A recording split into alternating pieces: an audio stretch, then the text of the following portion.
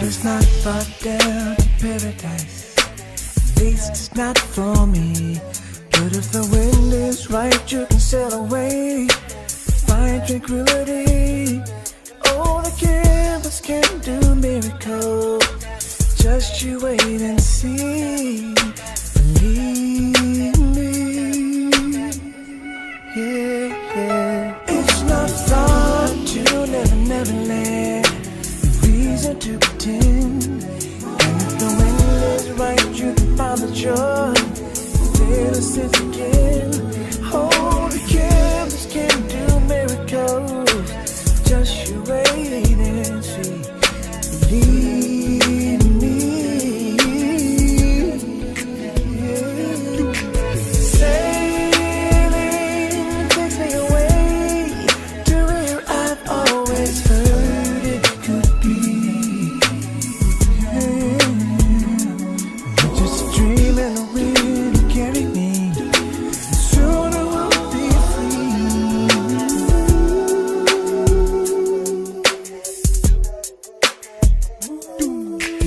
fantasy. It gets the best of me when I'm sailing.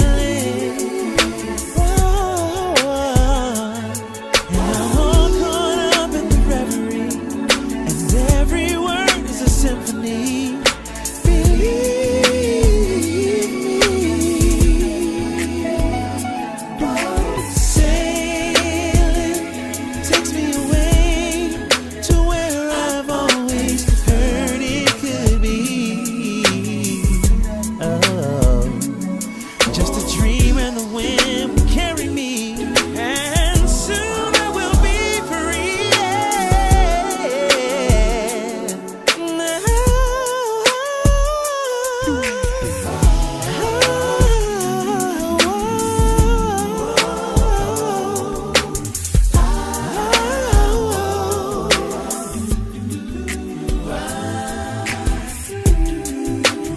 And we're sailing home.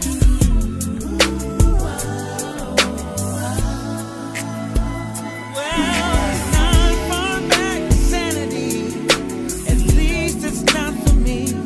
And if the wind is right, you can sail away and find serenity. Oh, yes, can do miracles. Just wait and see. Believe me. Hey, yeah, yeah. Sailing takes me away to where I've always heard it could be. And I've heard it could be, yeah. Just a dream and the wind will carry me. Soon I will be free. Yeah, yeah, yeah, yeah. Wanna go sailing. Gonna be free. Gonna be free.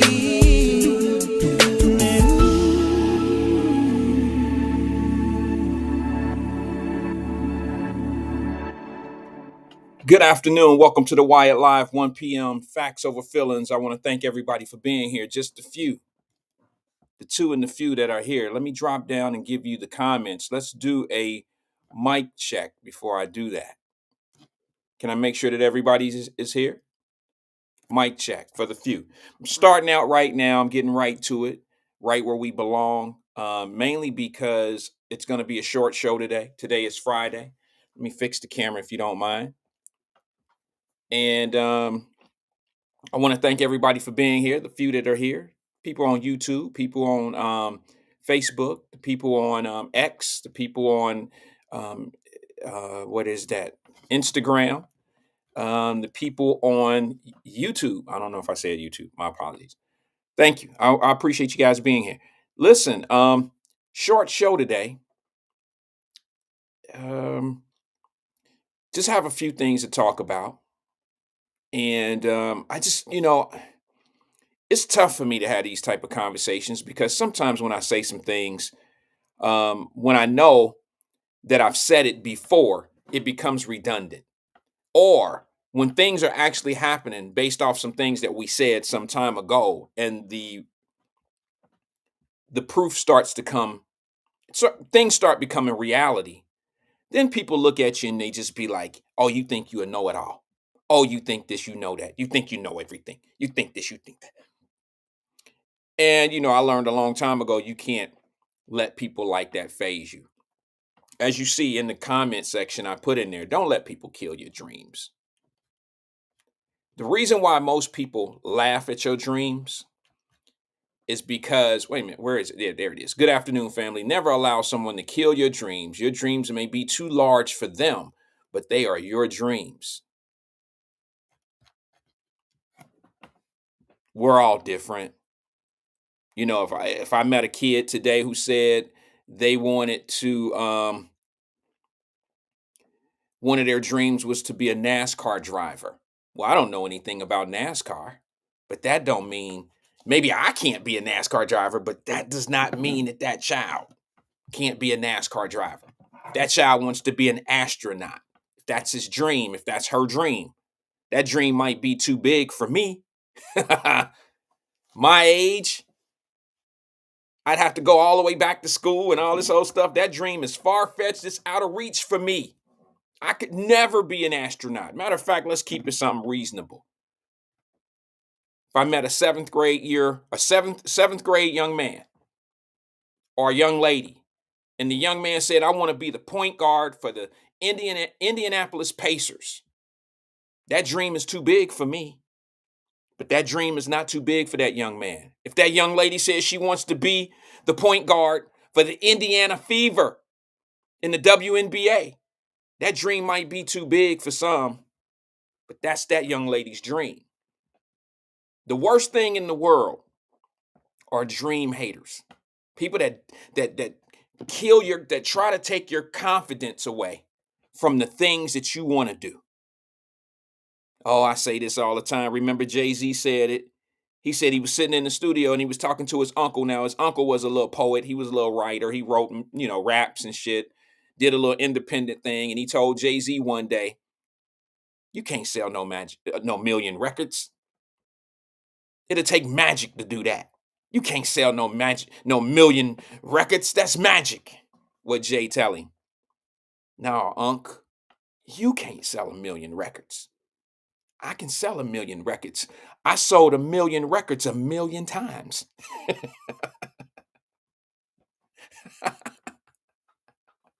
You gotta love it when somebody got the freaking backbone to say it. What do you mean I can't sell a million records, Unc? I could sell a million records. And then to be able to come back and be like, Unc, I sold a million records a million times. Listen, the point of this is this. The only reason why a lot of people don't believe that they can do what they really want to do is because somebody down the line told them that they couldn't do it. Most people have like they have what I call Scottie Pippins in their life. You see how successful Michael Jordan was in the NBA, and he's known to be the best NBA player in the world? He wouldn't have done that without Scottie Pippen. He would not have been MJ, six-time world champion and defensive player of the year and scoring titles. He would not have done that without Scottie Pippen. He could have had Steve Kerr. He could have had Dennis Rodman. He could have had all those other players. But it took Scottie Pippen. Now, that don't mean that another player like Scottie Pippen couldn't come in and fill that Scottie Pippen void. Tracy McGrady probably could have done it. Some others, I ain't gonna talk sports, but there's some others that had that same presence that Scottie Pippen brought in. But Scottie Pippen was the reason why Michael Jordan was successful the way he was. There's no doubt about it. I don't know if who did they say? LeBron James. I like LeBron James as an individual. I mean, it don't take basketball for me to like that young man. However, I don't think that LeBron James won a championship on his own, where he just put a team on his back. and he just carried them to an NBA championship. Y'all can say he did that in Cleveland, but the last time I checked, he had a little help. He had a guy up there named Kyrie Irving. He had a little help. So never let people kill your dreams. Doesn't matter what the dream is, it's your dream. I remember watching a movie. It's an old school movie, so my old heads will understand what I'm talking about here. Remember the Five Heartbeats? Remember the Five Heartbeats? And remember when Eddie Kane? The whole world of ass straight to Eddie Kane. Remember Eddie Kane when he came home from them winning the little talent show? And his mom and his dad was sitting out on the deck, on the porch, or on the stoop, how we used to do it back in the day, sitting in the arching's way. Remember that? And remember when Eddie Kane's, he walked over and he was looking for his family to be happy and proud of him? What did his dad say? Daddy was so mad that his son was, and this is a real thing in life. I don't know how many of y'all actually know this, but there are parents that are jealous of their children. And Eddie Kane, daddy stood up and said, so what? You won a little talent show. That ain't shit. You ain't gonna be shit because I ain't shit.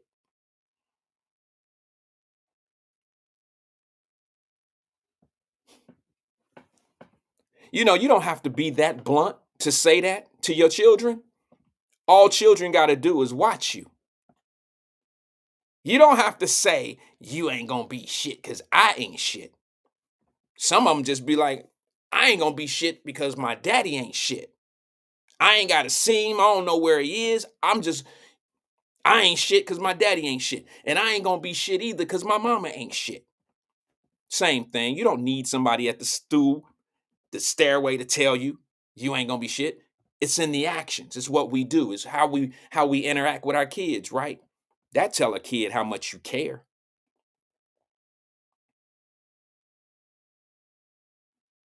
Never let somebody kill your dreams.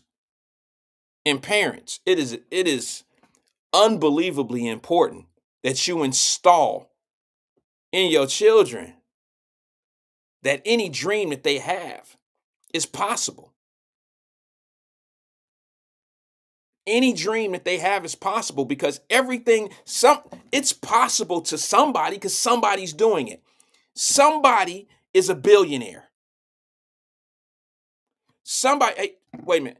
Wyatt, your screen is so blurry. Can you back out and come back in? Is it just me? My monitors, everything looks good. Dominique says, can you back out, D, and come back? Try that. Try that. Try to log out and come back in to me. Because right now, my monitor, I haven't heard a complaint from anybody else from any other platform. But let me do this. I hope you can hear me clearly.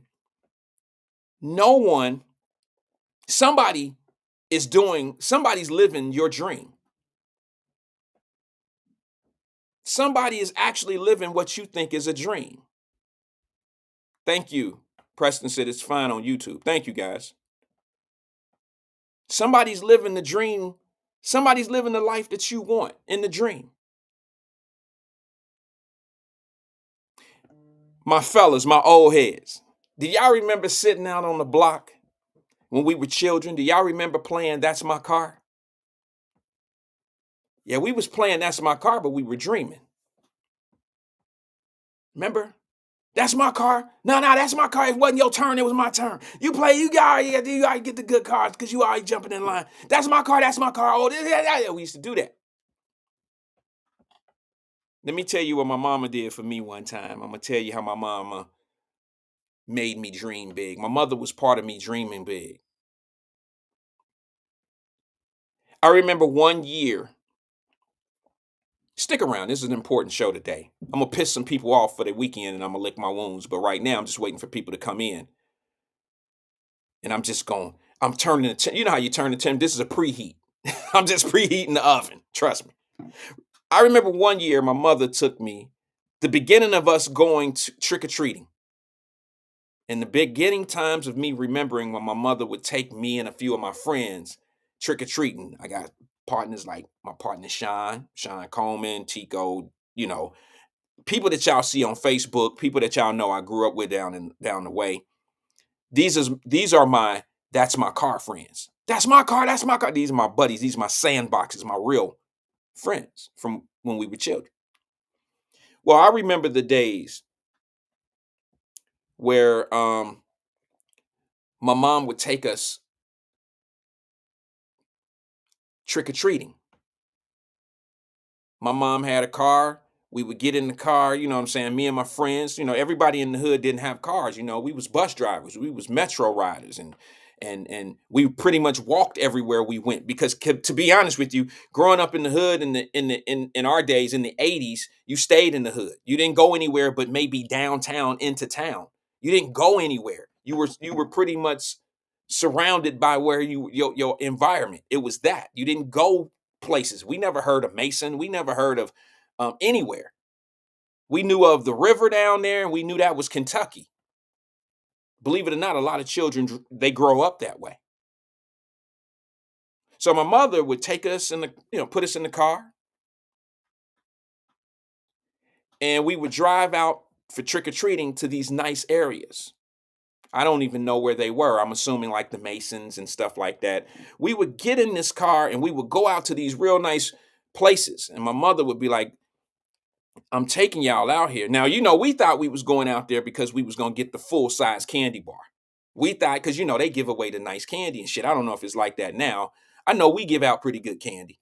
But I'm just saying, when I was a child, they gave out pretty good candy bars, the full size joints. You get a Three Musketeers. There was no mini Musketeers back then. It was the full size. There were no mini Snickers. It was the full size. No mini Reese Cups. It was the full size. So we would go out there, and I was under the impression that my mother was sending us out there, walking out there with us because she wanted us to get the full size candy bars. And I asked her one time, I said, Mama, y'all know that. Mama, I got a full bag. Look at my shit, Mama. And somebody even put some pennies and some dimes and quarters in my bag. I get home and she throw the bag down and we go through, remember back in the day we had to do the candy check? My mother was checking my bag and doing this and setting stuff aside, set the money aside, set the full size candy bars aside, set everything aside and was like, okay, we're going to check this. And I said, Mama, I'm so glad you took us out there.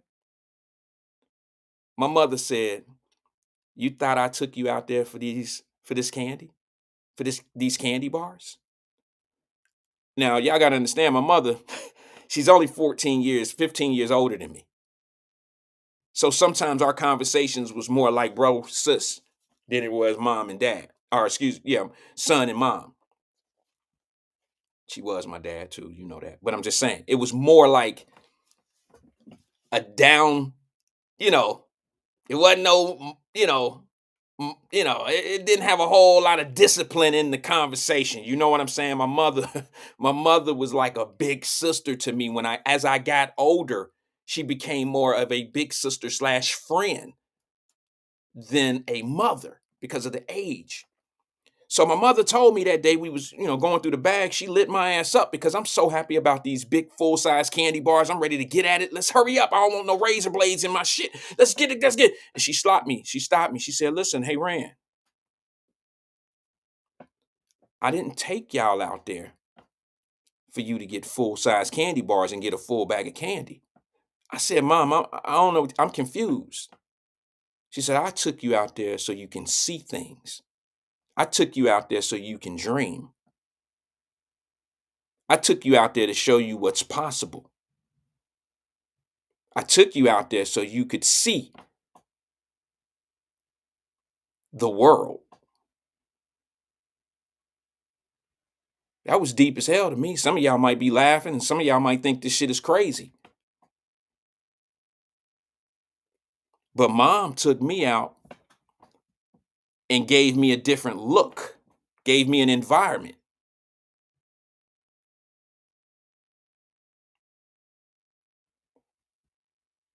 And it opened me up.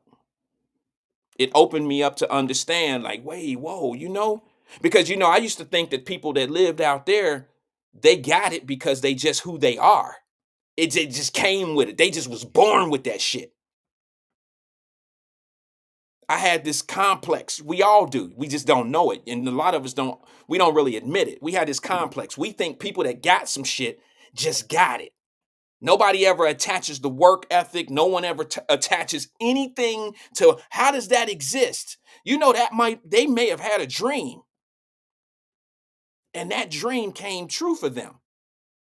And my dreams can't even get that high because I've never been around it. See, that's what my mother was trying to teach me.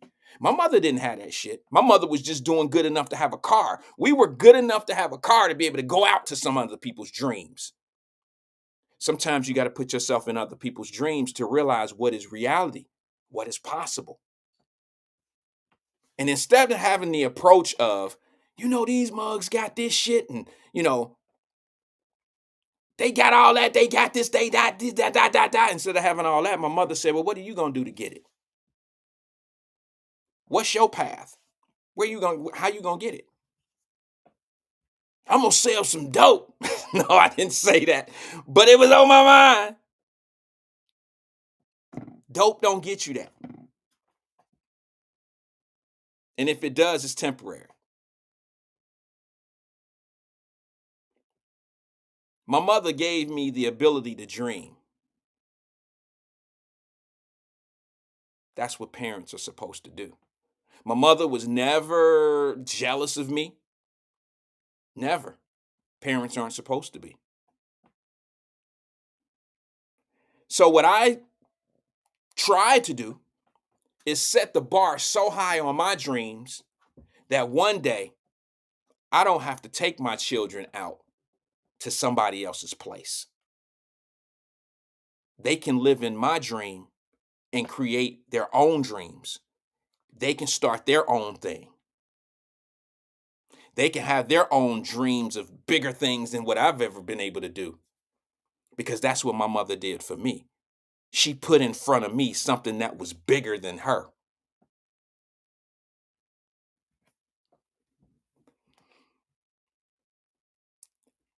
A lot of people, and I got some friends who feel like just because, oh my God, is that my sister Kathy Rogers just logged on? Damn, sis. Damn, I ain't seen Kathy in so long. But it's funny because when I had these childhood dreams and talks and stuff, these are the people I'm talking about. These are people that I grew up with. They seen it. They know. They know how it was. We only had each other. We only had us.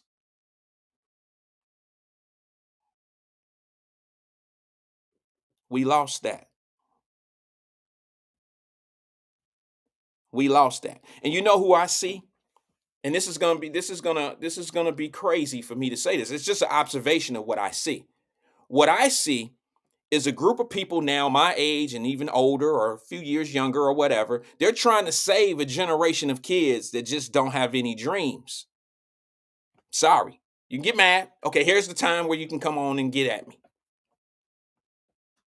And instead of us being mad at the dream chasers who have no dream, we need to be upset and hold accountable the people who are not setting forth dreams, for their kids.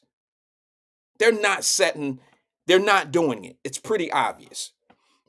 And the people that are my age, they back here trying to save a generation of kids that just don't see past go so they can collect their $200. They don't see that. They just don't want you to land on their property. They have that attitude. They don't want to work for it. They just don't want you to land on their shit because that is disrespectful. Now pay me. But you ain't putting in no work.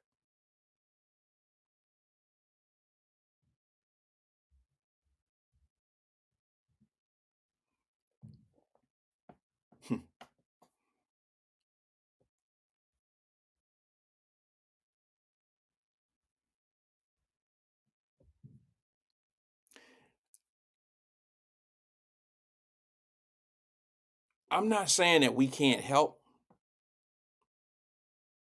but all I'm telling you is, I just think that sometimes I hate to become so dang on redundant. But what's the point in trying to help somebody if you're not really helping? Like for instance, can you help a dope fiend? This is the only way I could put it. Can you help a dope fiend because they hit your lowest part? Your lowest moment. They hit your lowest moment, not theirs. How you gonna help a dope fiend when they doing things, breaking in homes, getting fired from jobs, stealing shit, going to jail day after day, doing all this old bad shit, and they hitting your rock bottom? They're not hitting their rock bottom. You can't help somebody that don't want to be helped. So sometimes the help is just disingenuous. And I wonder, why are you doing this? Are you really doing it for them? What's the purpose? What's your call? What's your purpose? What are you doing? I'm the only one that's brave enough to say this shit. I don't care. You know I don't care.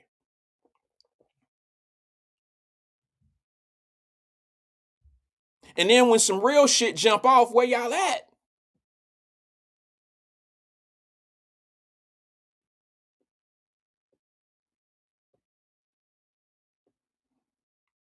Press down on these easy targets. That's what I say. People that are new here, you know, you might not, it'll take you a minute to catch up to who I am and what I do, but I'm just being honest with you. You know, some of the things that I'm saying may not make sense to you now because you've never heard them before coming from me, and you can't tie it up to another story. So don't think I'm just sounding crazy by pulling shit out of the air. The things that I say are coming from a space and time that I've been on this show before. I mean, trust me, you stick around long enough, you'll start getting it. And it's me. I'm not a very good teacher. I'm not a very good presenter. I just don't do that well. I just do what I do. Just doing it. But now I want to lay down a few things. Since we have enough people here now, I want to get into the show. Let's just say that first part was my monologue. Let me take a sip and then we're going to get into it.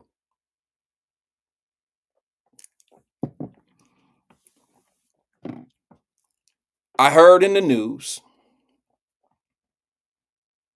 you know, we talked about it a little bit yesterday. We talked about the lady who was jumped on the Metro bus. I didn't have any information on it. That's going to be a problem, Furious Style 7. You can't expect. Listen, let me share my thought on that real fast. Furious is on YouTube. Do you think it's like uh, what words am I looking for?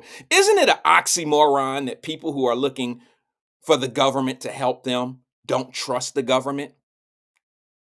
The same government that enslaved you and told you and put you in chains and did all this old goofy shit. You know, that argument. Isn't it kind of like oxymoronish to look for those people to think that those systems that they have in place for you are actually helping you when you don't? Would you trust your kidnapper? If anybody ever kidnapped me, I don't trust that you're going to do what you say you're going to do with me. Oh, Wyatt, I sent your wife that note. Soon as we get that $1,000, we going to let your ass go. I don't trust that you're going to let me go.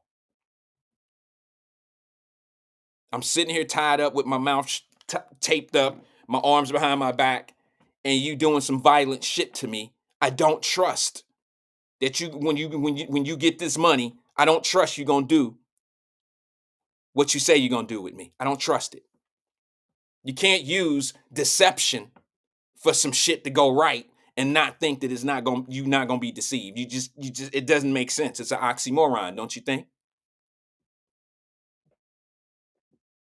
So what was that, Furious 7 or something like that? That you said that over on YouTube? Furious Styles 7, excuse me. I'm horrible with names, brother. Yeah, I don't understand how people sit back and bitch about the government and what they're not doing right or what they do right or this and this and that, or looking for the government to do something to help you be a better person or to provide for you when in fact you bitch and complain about this government not being shit. Now, see, I have a different perspective. This is where I'm going to lose a lot of people. I've been to other countries. I've lived in several countries, and I understand that America is the best country in the world.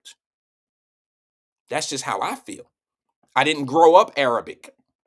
I wasn't blessed to be the child of a of a king making me a prince. I wasn't blessed that way. However, in the skin that I'm in and everywhere that I've ever been, America's been the best country for me, and it's provided all the opportunities that I've been given.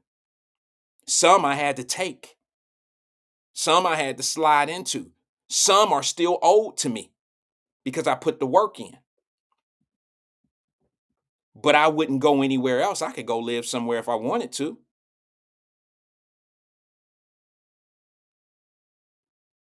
But I know where I'm at. And 126 countries of people, of illegal immigrants, they know where they coming to. They know where the best place to go. They know. That's why they leave in their countries. Some of them are even going to Europe. And they hightailing from Europe, getting in, and then they getting a bypass into America because Europe is helping them get here. Now, y'all better do your research.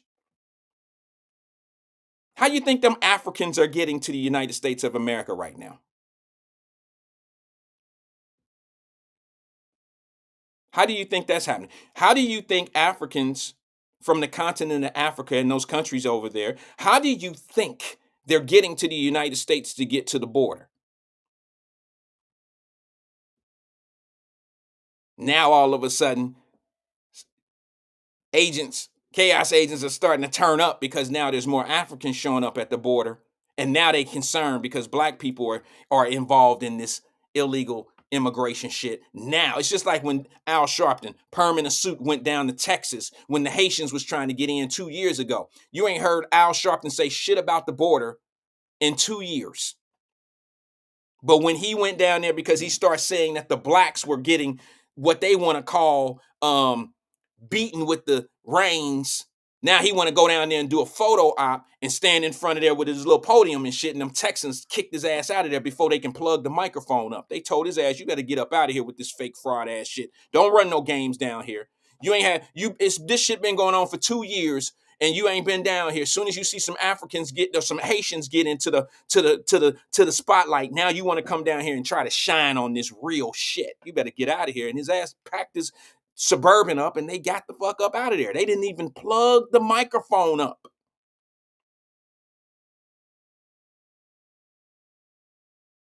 And he ain't said nothing about that border since then. Now they waking up because there's Africans coming over now. Anybody ask the question how the Africans are getting to the Mexican border? Anybody ask that question? That's a long ass swim.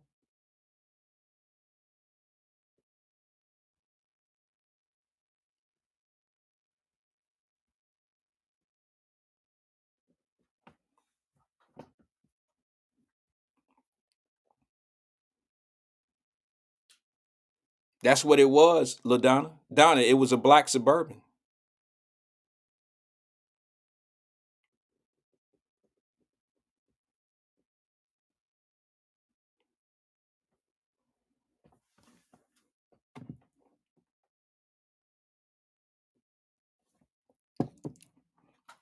I want to skip that. Talked a little bit yesterday about a story that I didn't have a lot of information on. Let me see if I can get this clip up if you guys don't mind, if you give me 1 second. I'm just gonna prep that video.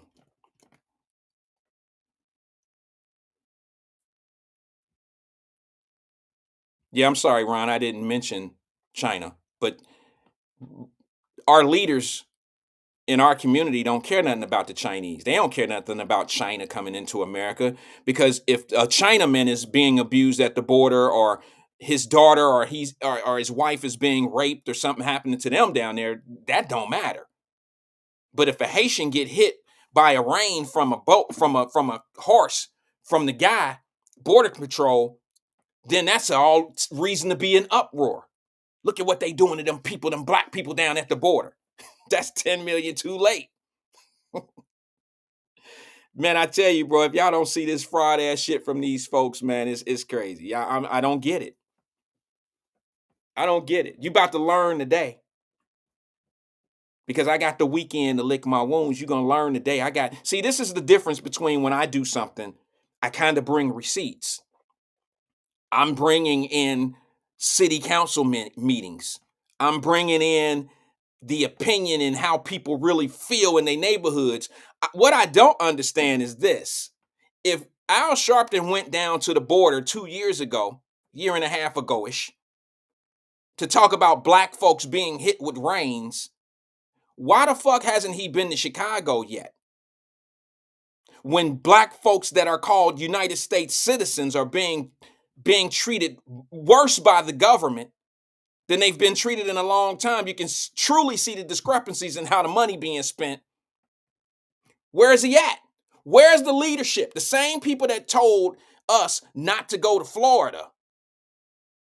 Travel ban on Florida. They ain't doing black folks right down in Florida. Where are you for Chicago? Where are you for New York? Where are you for Denver? Where are you for Boston? And I can go on and on and on, because if you name the immigrants, the count, if you do a body count of the immigrants in those particular cities, it's somewhere around 40 to 50,000 on the streets of those cities. And if you do the math, that's leaving somewhere in the realms of about 6 million people more. Where are those people? Now, I'll play the video how they come into Cincinnati. I showed you that, and where they shipping them and doing what they doing. They coming in and getting their little packages. They getting their lunch. That's what I call it. Remember when you go off to camp and you get your lunch, they give you your starter pack. They give you your lunch, your bologna sandwich and your little apple and all this, and a little bag of little chips and a little sun kissed drink. And they send you on your way. Good luck. I got a personal problem about some of this. Let me share it for the new folks. Some already heard this, but it's relevant to my whole story here. My mother passed the week of my birthday in December this last year.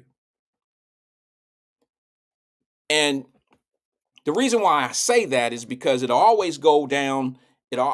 Everybody knows when their mom die or whatever, father die, you will never forget that week. It's sketched in you forever.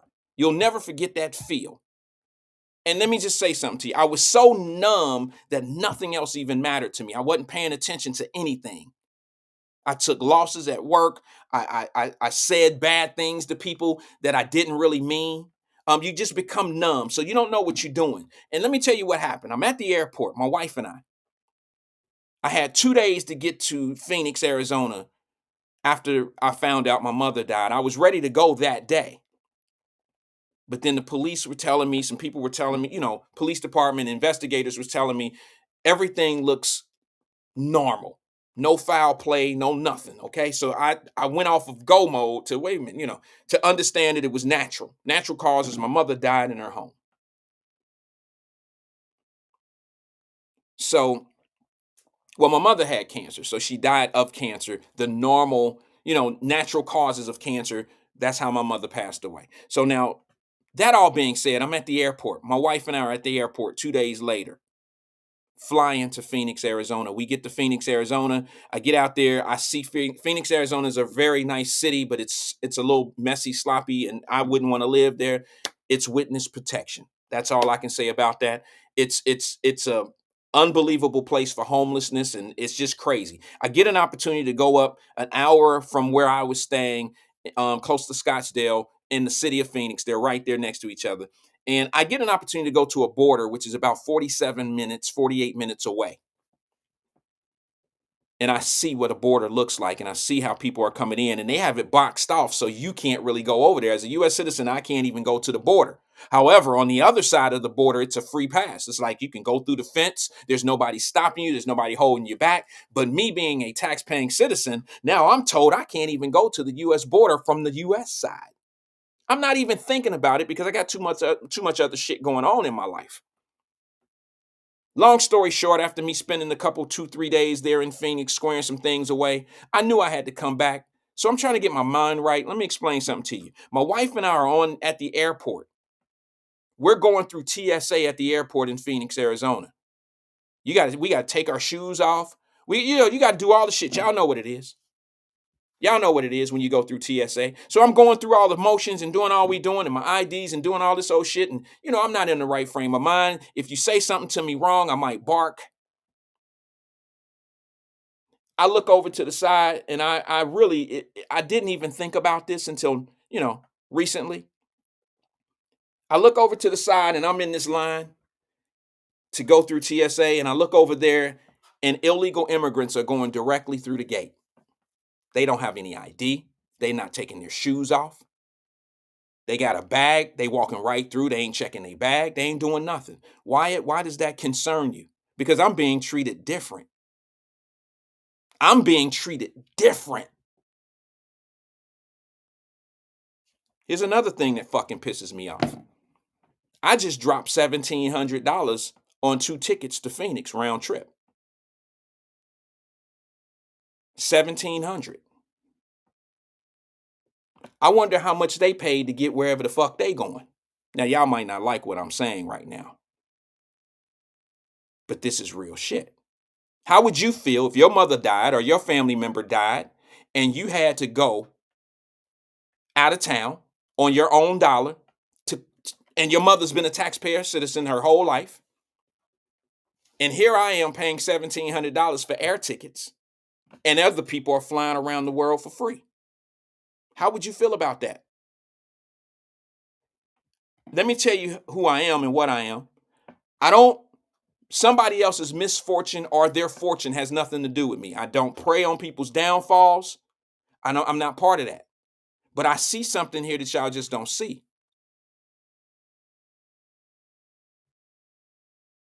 Here's another thing. I get on my flight. My wife and I get on my flight. Now, this is for the people that's new here. Not for the people that was here. Y'all heard this already. But I was thinking about this last night. My wife and I get on that flight and we're sitting in our seats. Right across from us on the right-hand side, 2 illegal immigrants sitting in the same seats that we sitting opposite of each other. You could tell they've never been on an airplane before. I could tell. Two girls don't speak English, didn't pay for those tickets. The little girl, y'all know how when you're up in the air and the sun is coming through the window of the plane, and you just be like, damn, this sun shit. Oh man. Well, the sun wasn't on our side, but it was on that young lady's. It was on the 2 girls' sides. And y'all know the little magazines are sitting in the front. The little girl for about 20, 30 minutes did this the whole time. Put one of the magazines up to hold the sun out her face. I'm not saying this as a joke. It was just a little proof that you've never been on an airplane before. So I look up and I go over to the young lady nicely because there's a cultural difference. I don't know how many people have tried to touch that young lady on her way to America because it ain't good out there.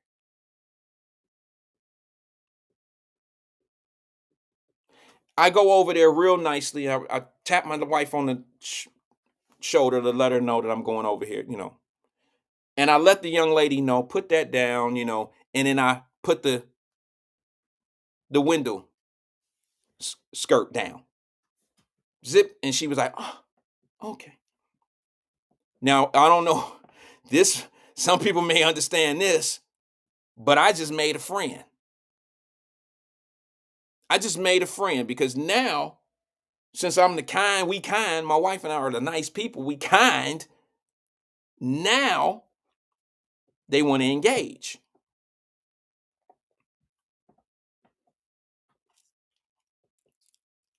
I don't have a problem with that. But I didn't have time to think about how fucked up it was that I paid all this money for me to have to go take care of my mother. And somebody else didn't have to pay. What if I didn't have the money to do it? Who do I go to?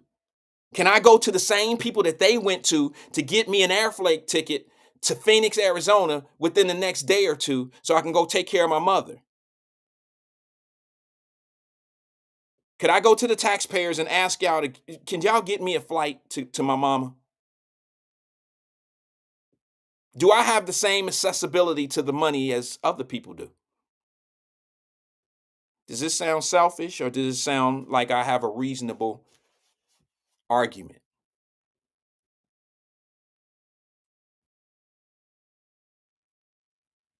I'm not mad at these young folks, at these people. I'm not mad at them at all because I truly understand they come into the land of the free, the land of the opportunity, the land of where you can be all you want to be. I am not mad at them. If I could sit in that, if I was where they were from, I would try to get here too.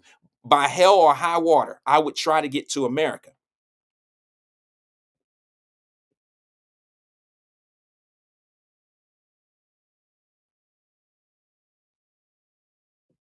Let me show you how passionate we were, my wife and I, for these young ladies, because we knew they don't know nothing. They don't know where they going. They don't know what they doing.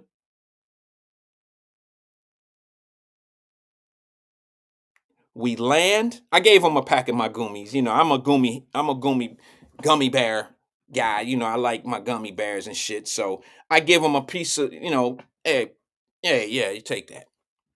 They don't know that they don't want anything off the plane because they think everything costs. They don't have any money. All they have is a note.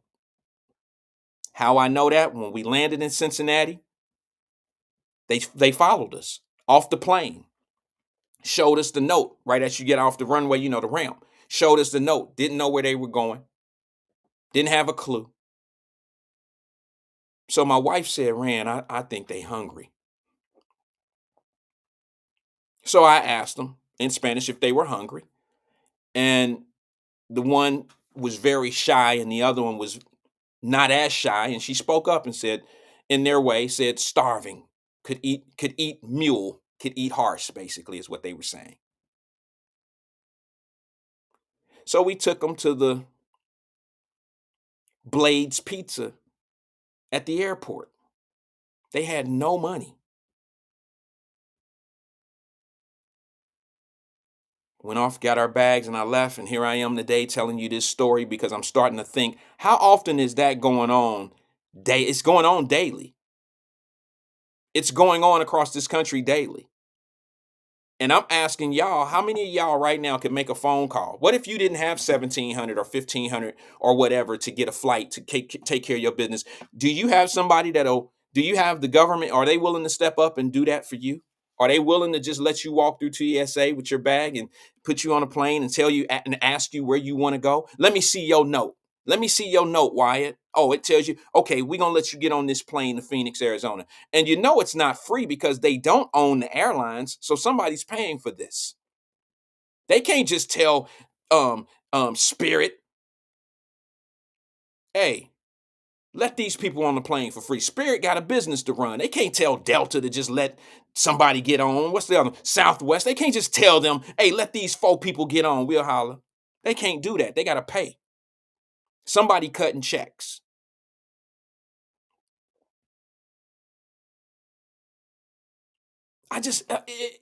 I'm amazed how people are so silent about this. I guess I got to do what I do and bring it up to you so you'll understand that everybody's not okay with this. Some of us are only being taught what people want you to know. Oh, Shabazz, there's so much trafficking going on, brother. It's unbelievable. And it's so crazy that the same people that talk about human rights and rights for people are absolutely silent about this shit. But it proves my point of you only bitch and complain about things that you're taught to bitch and complain about.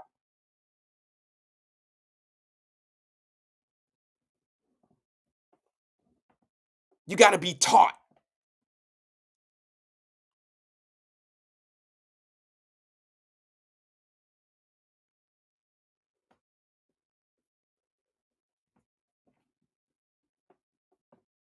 And when things are really happening to you, really happening to your people, oh my God. It all depends. Now, Hate me, strike me, whatever you want to do. But when something is happening to you, it only matters who's doing it. That's the only thing that matters. What happens to you don't mean shit. But who does it to you plays a part in if it's going to be a national story or if it's going to stay local or if it's going to be a real big problem.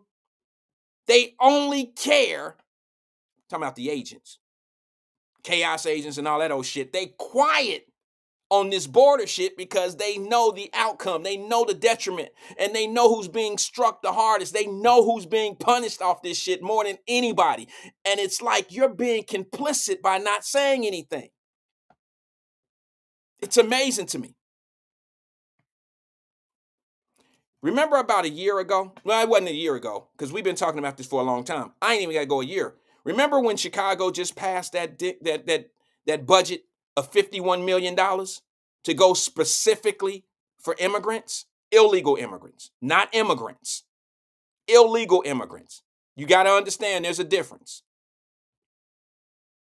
Remember that? Who was reporting that? Who's been reporting all that shit? Who's the one who's been saying what it is? I ain't heard nobody talk about the black folks. They always talking about something when something happens to us, when somebody do something to us, but I don't hear them talking about some real shit that's happening to black folks in Chicago and other cities. I just don't hear it because it always only matters who's doing it to us.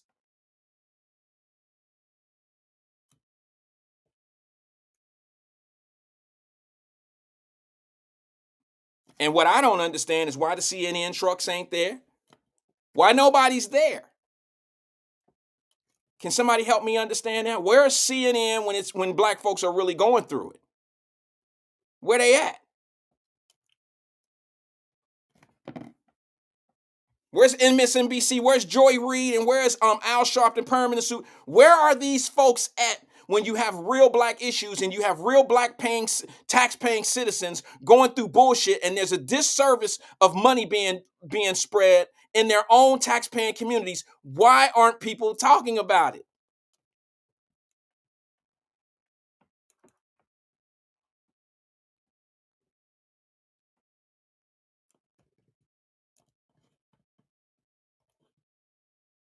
I'm going to show you a clip just to make my point.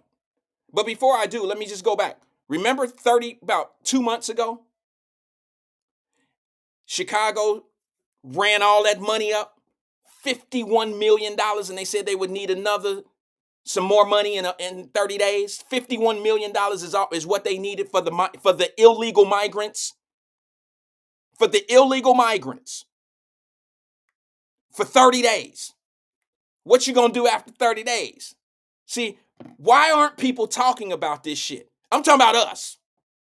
You know, we are. But for some ungodly reason, they don't want the world. They don't want America. See, I'm not going to say the world because I don't care what's going on in Italy right now. I'm talking about America, okay? They don't want Black America to hear these stories because the abuse is ridiculous. And if you think about who's abusing us, then Black people would have to say, well, damn, this shit don't sound right. This don't look right. What's going on? Why are you keeping Black folks that are suffering in America, true suffering in America? See, you got all this old chaos agent shit that you want to bring up. Oh, the police beat this brother down. You ain't even got all the sources of what happened, but you come out here loud and proud and signs and shit. You ready to kick the world by the ass. We only complain about shit that we've been taught. We only mad if a certain person does it to us. Why hasn't CNN, MSNBC, Don Lemon, why haven't any of the Black community, the leaders, the people that they hire, $2-3 million a year, why hasn't The View gone to Chicago and said, wait a minute, this shit don't sound right. You're giving them $51 million, but you're closing schools, you're closing parks, you're closing community centers. Your taxpayers are and y'all don't even understand. They coming up with this money. They're not printing the money. They're coming up with this money and they owe down. Do you know how much inflation? Do you know how that's going to tear them up? Do you know that that is going to be detrimental to them? There, you can't dig yourself out of a hole like that. $295 million to the taxpayers, to the same people that you said you couldn't do nothing for.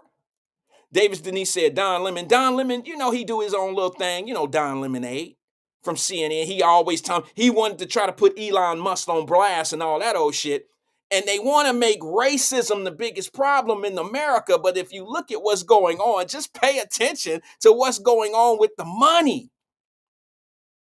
Why isn't what I'm about to show you a national story? Somebody explain to me why this is not a national story. Why is it only staying local? Somebody please explain to me why the people who going through the most right now can't get any national coverage. Why does it take a small little show like me to show you this bullshit? And you still think you winning. You on the right squad. Come on, man. I'm going to show it to you and I'm going to shut up. I got a long list of it today. I'm going to try to squeeze it in as much as I can. But I need answers. I need to know how you going to give somebody $51 million. How you going to give illegal immigrants $51 million knowing in 45 days you got to come back and get more? Now you asking the taxpayers of Chicago to give up 71 million. 70 million or something like 70, 71. Shit.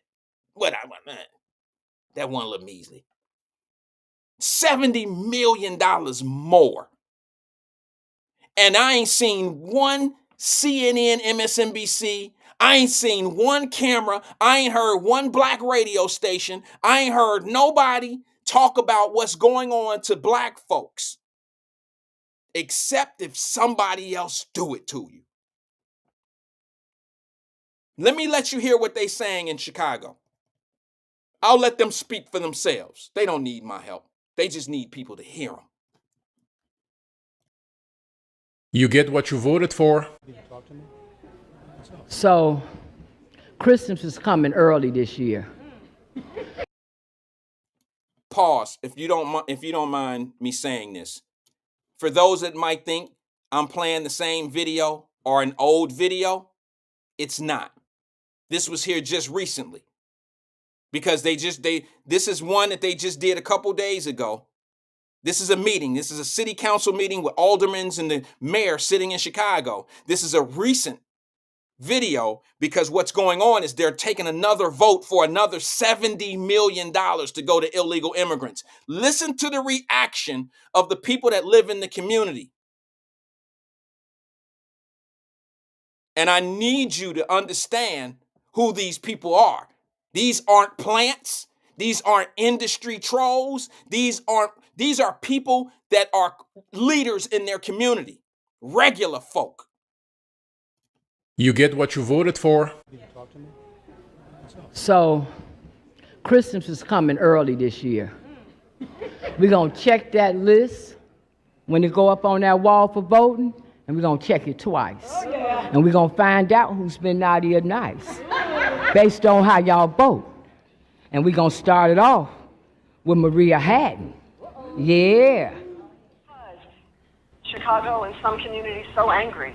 Why is all this kind of anti-immigrant sentiment coming up? And I want to explain to folks, it's because if we cared as much about black people and had over the decades as we do about everyone else, we wouldn't be here. But the money from a 20... All right. That would be Maria Haddon. Stepping out there, I see you. Don't get sarcastic because we can get jiggy, right? You sit up here for that first 51 million talking about how you feel about black people and how you have to have the same energy for black people, and you ain't never stood on this floor talking about money for black people. You get on this floor and talk about black and brown because you somewhere in the middle with it, right? But I'll tell you this, and I'm telling every other black alderman in here today, you vote for the money for these immigrants today, and we coming for them seats. You can believe that. You're going to stop pimping the black people's plight to get brown people, as y'all call it, money. You're going to give us our press conference up there on the 3rd floor, keep talking to the mayor's boy with the clink clink from his past. That's why he got to do what the mayor say do. Him and a lot of other ones in here with these shady pasts. That's why you got to vote the way that you vote. But all of us ain't got shady passes. Some of us free out here, and we can vote how we want to vote, and we coming for those seats. Now, to align yourself with somebody who's obviously a one-term mayor, if he even makes it that far, you better be worrying about your job. You better be worrying about your longevity, because we're going to vote, and we're going to get you out, because you ain't doing right by us. That's what time it is. And for your law person that's next to you, I'm going to need you to check out that federal charge that I got against those public administrators over there for messing with black people's property. It's federal case number 23CV14590. All right? And on that note, if y'all don't give us our money for the black community, know this, we getting ready to file a federal injunction against City Hall for benign neglect to the south side and west side. You got that? Boom. They better straighten that shit out in Chicago, because once it becomes a federal lawsuit, the news, the national news, have no shit. They don't have a choice but to cover it. If you think those folks won't file a federal lawsuit, you crazy. And guess what happens when you file a federal lawsuit against the city of Chicago? What news company is not going to cover that? They all want to be out first on it. So wouldn't that open up a can of worms? And let me ask y'all something else. Did that lady sound crazy to you, or did she sound familiar with some of the things and some of the people who sound that make you, they try to make them people sound crazy? Did that lady sound crazy when she was talking about the case that she was going to file? She was going to file a lawsuit on the case of her property, what they're doing to people and their properties. That sound kind of crazy to some people, don't it? Because some people want those people to sound crazy. You don't think that there's similarities in some of the things you hear locally in lawsuits and about properties? See, everybody's not a presenter. Everybody can't give a case, can't explain how they feel in a way that comes off with diplomacy. Some people don't have that decorum, but they do have the intelligence. They're just saying it the way they know how to say it. That don't mean they ain't saying shit. They just say it the way they know how to say it. Now, this sister said a lot. She said a lot. She might not have said it to the ears that need to hear it a certain way, but she said it the way I understood everything she was talking about. Why don't other people hear that? And what I mean by that is, when are they going to start taking people like that serious? I know when it'll become serious. It'll become serious when these politicians start losing their position, their edge. And they'll start voting. They'll start saying things like these Trumpsters and these guys, these Trumpsters, these coons, conspirators and all that old shit. They just trying to get y'all to change over. No, they might not be happy with the politicians in the area, and they may be forced to do something different, because that's what it looks like in Chicago. Nobody's making these people, nobody's brainwashing these people that they being looked over. It's actually happening in real time. So if they change over and vote a different way or some shit like that, I got the content right here to show you why it may be happening. It don't take podcasts like me to be telling y'all, look, don't do this, don't do that, vote this way, vote that way. Y'all need to stop doing this. No, it take podcasts like me for you to be able to be in the shoes of people that others don't want you to hear from. Some people call those people crazy, outrageous. I hear a community. And what we focused on is, remember this? Remember when I told y'all they was talking about in Cincinnati, they got this, what was the thing that they have going on in the city now that they saying that they got this board, these 34, 36 member board. and they're talking about how they're going to make Cincinnati better again. And I'm trying to figure out where's the representative of us. You know, just because you got a black face don't mean that black people, Chicago showed you that. But I'm just saying, okay, so remember when I said, well, they ain't really talking about that much. And the reason why they're not talking about it is because they done already had some leadership come forward, so-called leadership come forward, talking about, hey, that local shit, don't worry about that. We need to worry about what's going on up at the White House. And what did I say? I came back and said, well, if you don't pay attention to your local situation, you're gloomed and doomed. Because your local is where you live. You can get a meeting with your mayor. You can go to a city council meeting and be heard for 3 minutes or 5 minutes in your city. Set an appointment to go see the president of the United States, whether it's Biden, Trump, Obama. Good luck getting to sit down with them. Good luck them sending and seeing your email. But your locals are who you vote for, and that's who carry the torch up to Washington, D.C. So your local is more important as far as I'm concerned. Chicago is showing you that if you got a trash ass local, that it don't matter what DC doing. It don't matter. Now, here's what I ask you. I hate to say this, but it sounds true. Maybe I'm off. If DC cared about Chicago, those folks wouldn't be in them town hall meetings. They wouldn't be in those city council meetings in front of their council or their aldermen. They wouldn't even be in there saying that. Is it fair to say that if the other administration was in there, they wouldn't be having this problem? Did they have this problem before? Now, y'all can call me whatever you want to call me, but I'm just being observant here. And here's the other piece of the observation. They're not getting any coverage for making these points. Nobody is hearing the baby cry.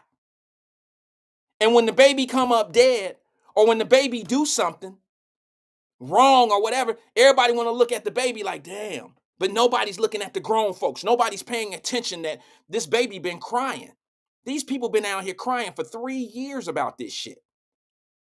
And no news coverage other than local news, and it's not getting traction because all you doing is you just preaching to the choir. You're preaching to the people of Chicago, Boston, Denver.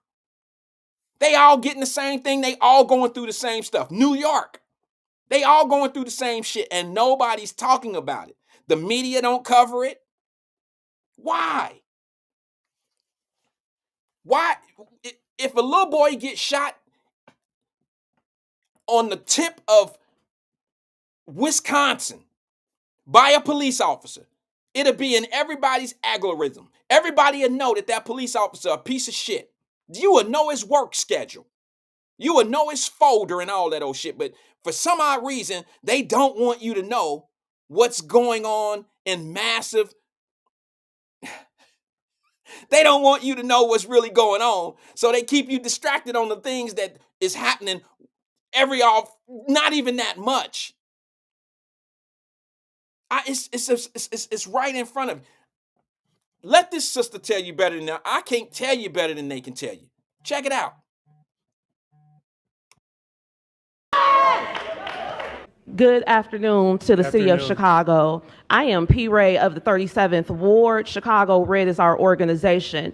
Because we started this session with a prayer, I want to start my comment with the scripture. 1 Timothy 5:8 says, "But if any provide not for his own, and specifically for those of his own house, he hath denied the faith and is worse than an infidel." So I want to talk to y'all today about not going to hell. Now, the first $51 million that this council gave to the migrants came from the opioid settlement funds. I am here on behalf of the Jones family, on behalf of the 37th Ward, on behalf of Black Chicago, on behalf of the entire city to ask you all to vote no and put that money back in the opioid settlement fund. We need that money in my neighborhood. We need that on my block. When the city of Chicago has millions upon millions upon millions of dollars to give to people who ain't paid a dime into the tax base.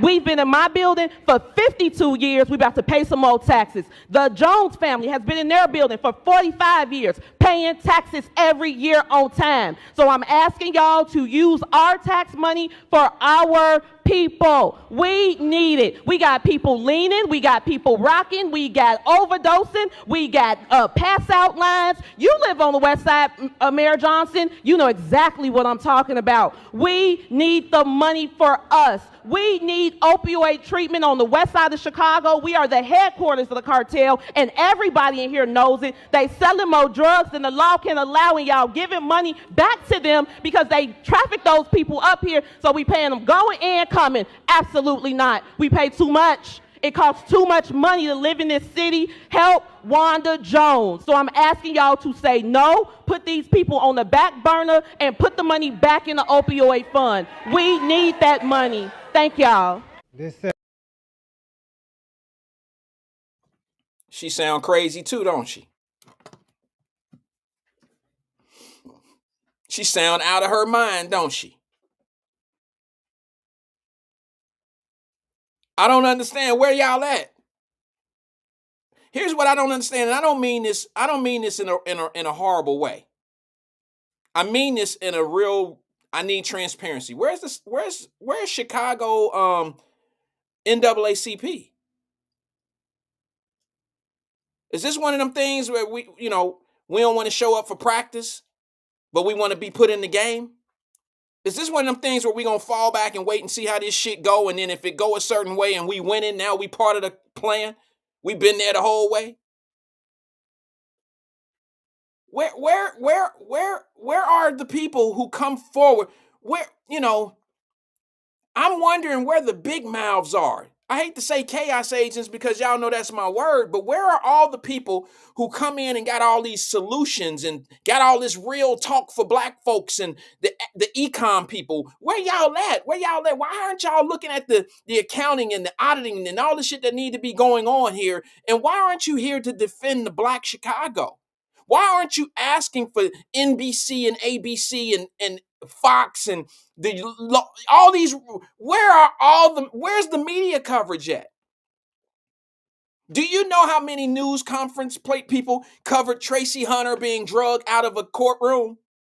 And you know what they put on top of it? The mistreatment of a black judge. And they drug her out and it went national. Why?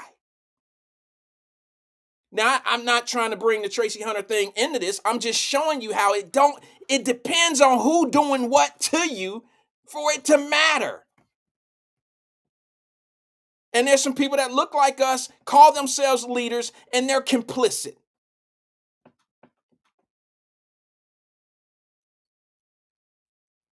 Plants. Now, y'all can hate what I say, dislike what I talk about, but you can't prove me wrong. Prove what I'm saying to be wrong right now. They done fucked around and let a man become independent, not need him, and can say what he wants to say. I'm the most dangerous thing in America right now. An independent black man that don't need none of them. I don't need to be on the A list of the boule. I don't need them. I put my work in to be independent. I don't need them. And always remember this, regardless of how arrogant, don't let my confidence confuse you with arrogance.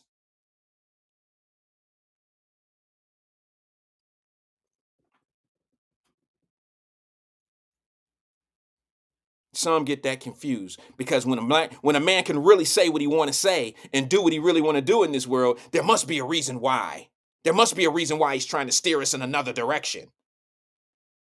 There must be a reason why. He's just trying to get everybody. You know what? If everybody could wake up and do the things that I do every day, I would love it. I would love it.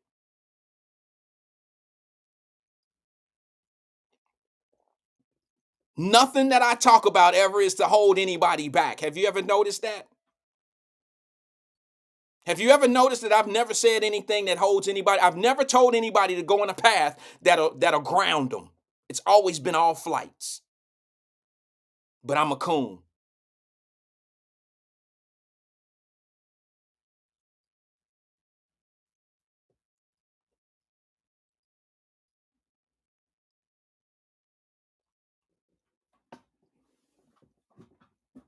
I got one more, and then I'm going to go to the phone lines because this is what you need to hear.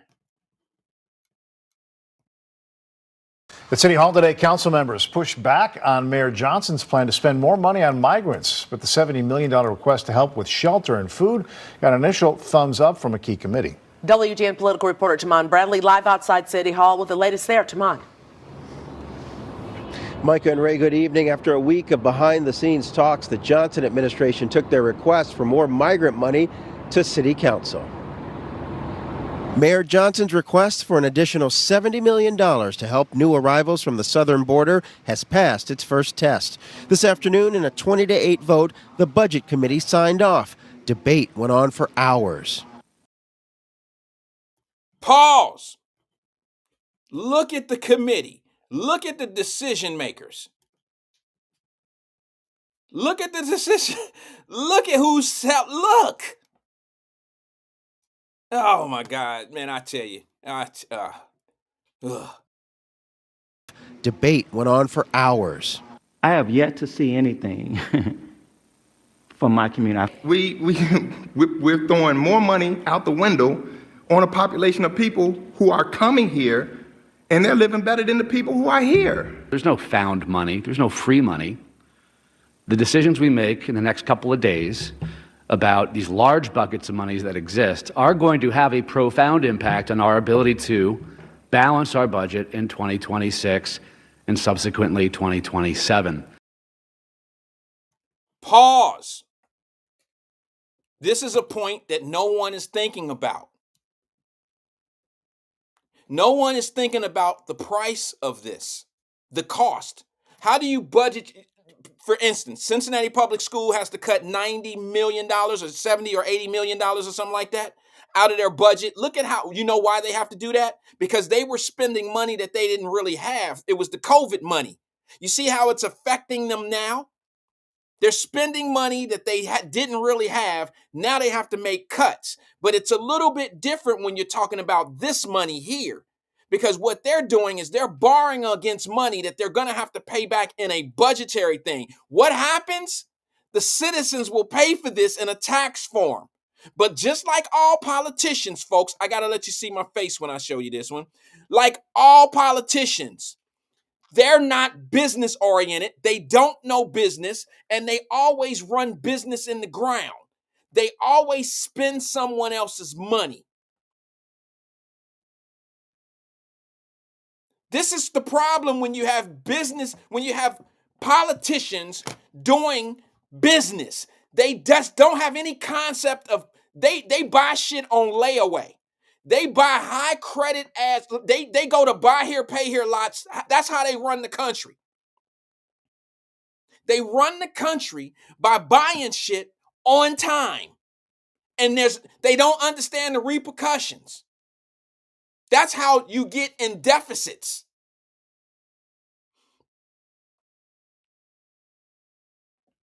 And when you have when you have politicians making business people decisions, this is what you get.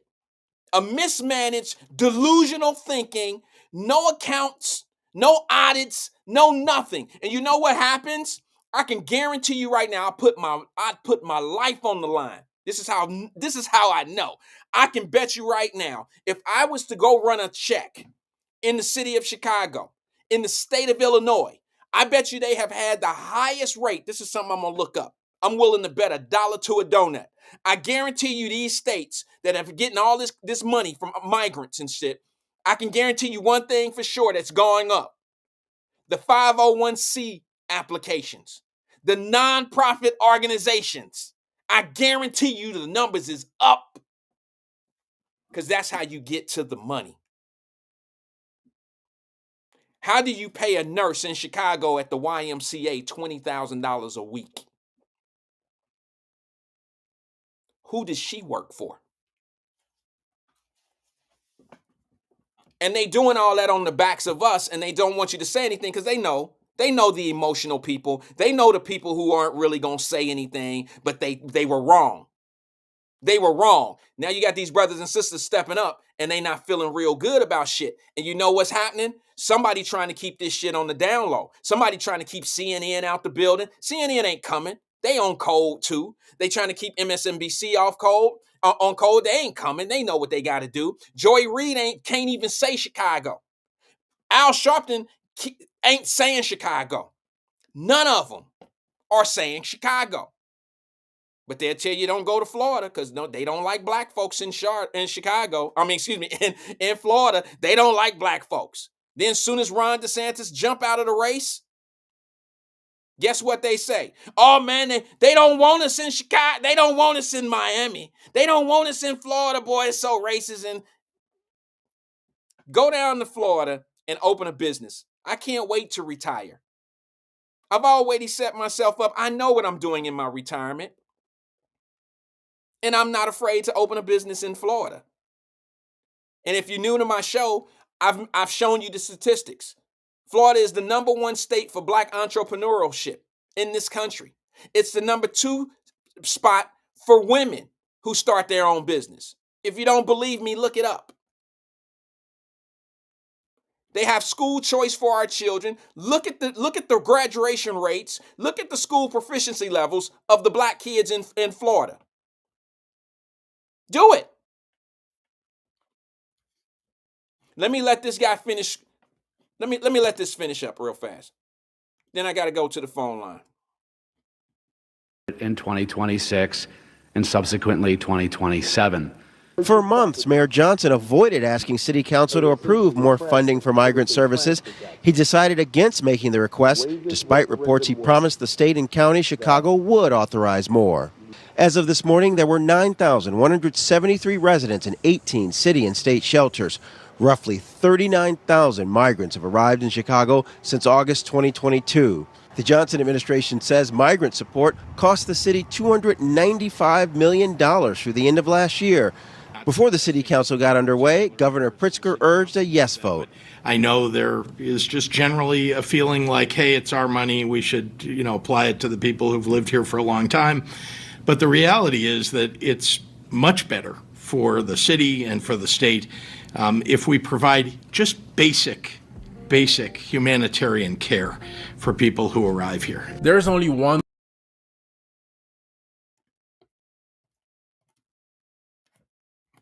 That's the governor of Illinois. And he wants to make it sound like just adding basic care for migrants. It's totally off base of what's really going on. The city of Chicago had a vote a month and a half ago. The Chicago mayor was the deciding vote if they should go away from sanctuary cities. He was the deciding vote, and he decided to keep the sanctuary city. Like that lady said in the comment, like she said in the council meeting, you're a one-term mayor. That's exactly what you are. That's sending the message that, bro, we not voting for you. And I'm gonna tell you what's gonna happen.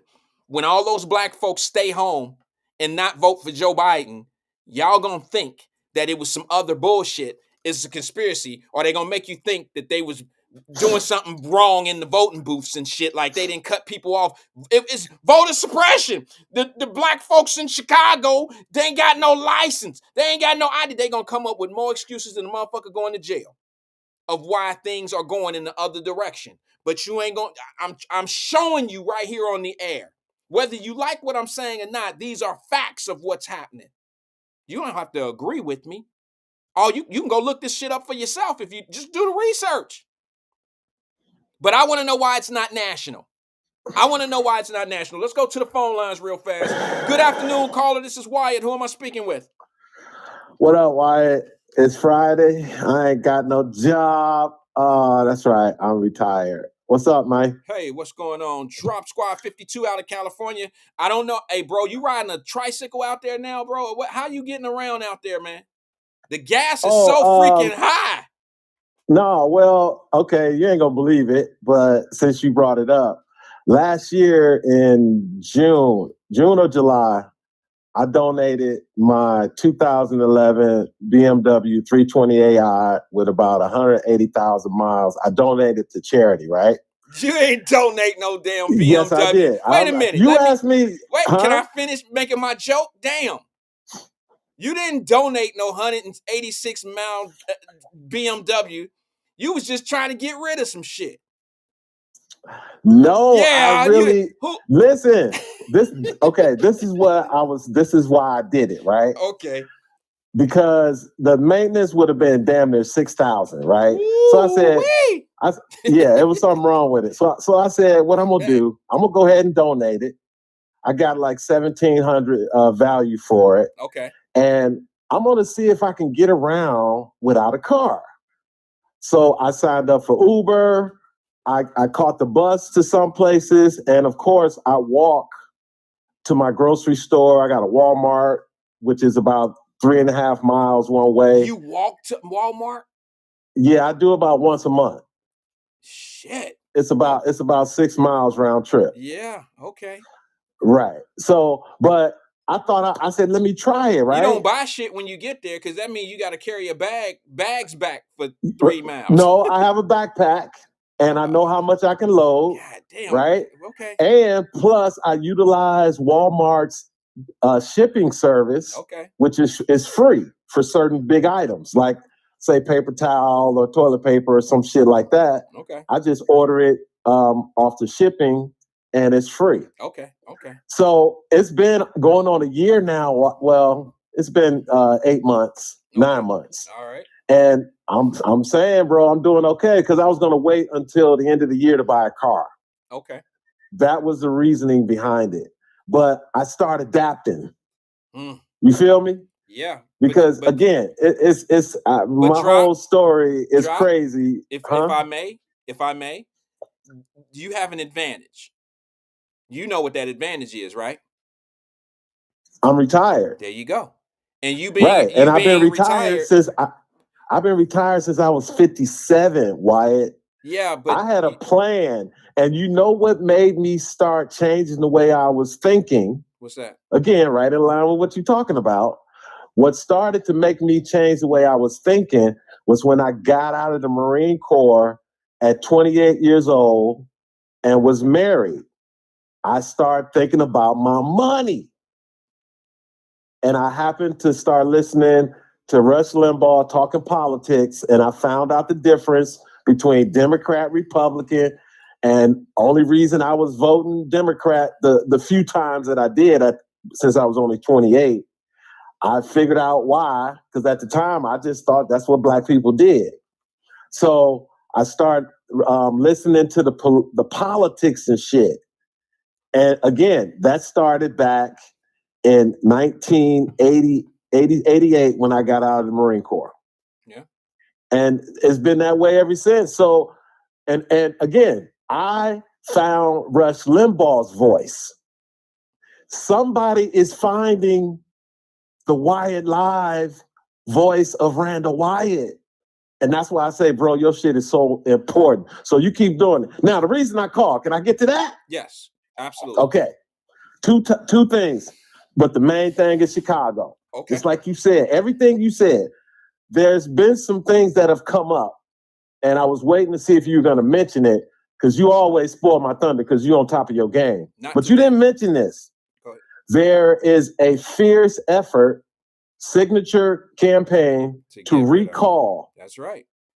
Mayor Johnson, but they need to the only way to do it, because it's really no law in the books in Chicago. And that's kind of crazy, Wyatt. You look at a lot of the blue cities where the Black people are under the thumb of these Black politicians, they cannot recall their ass. So the way you got to do it, you have to get the signatures on the ballot.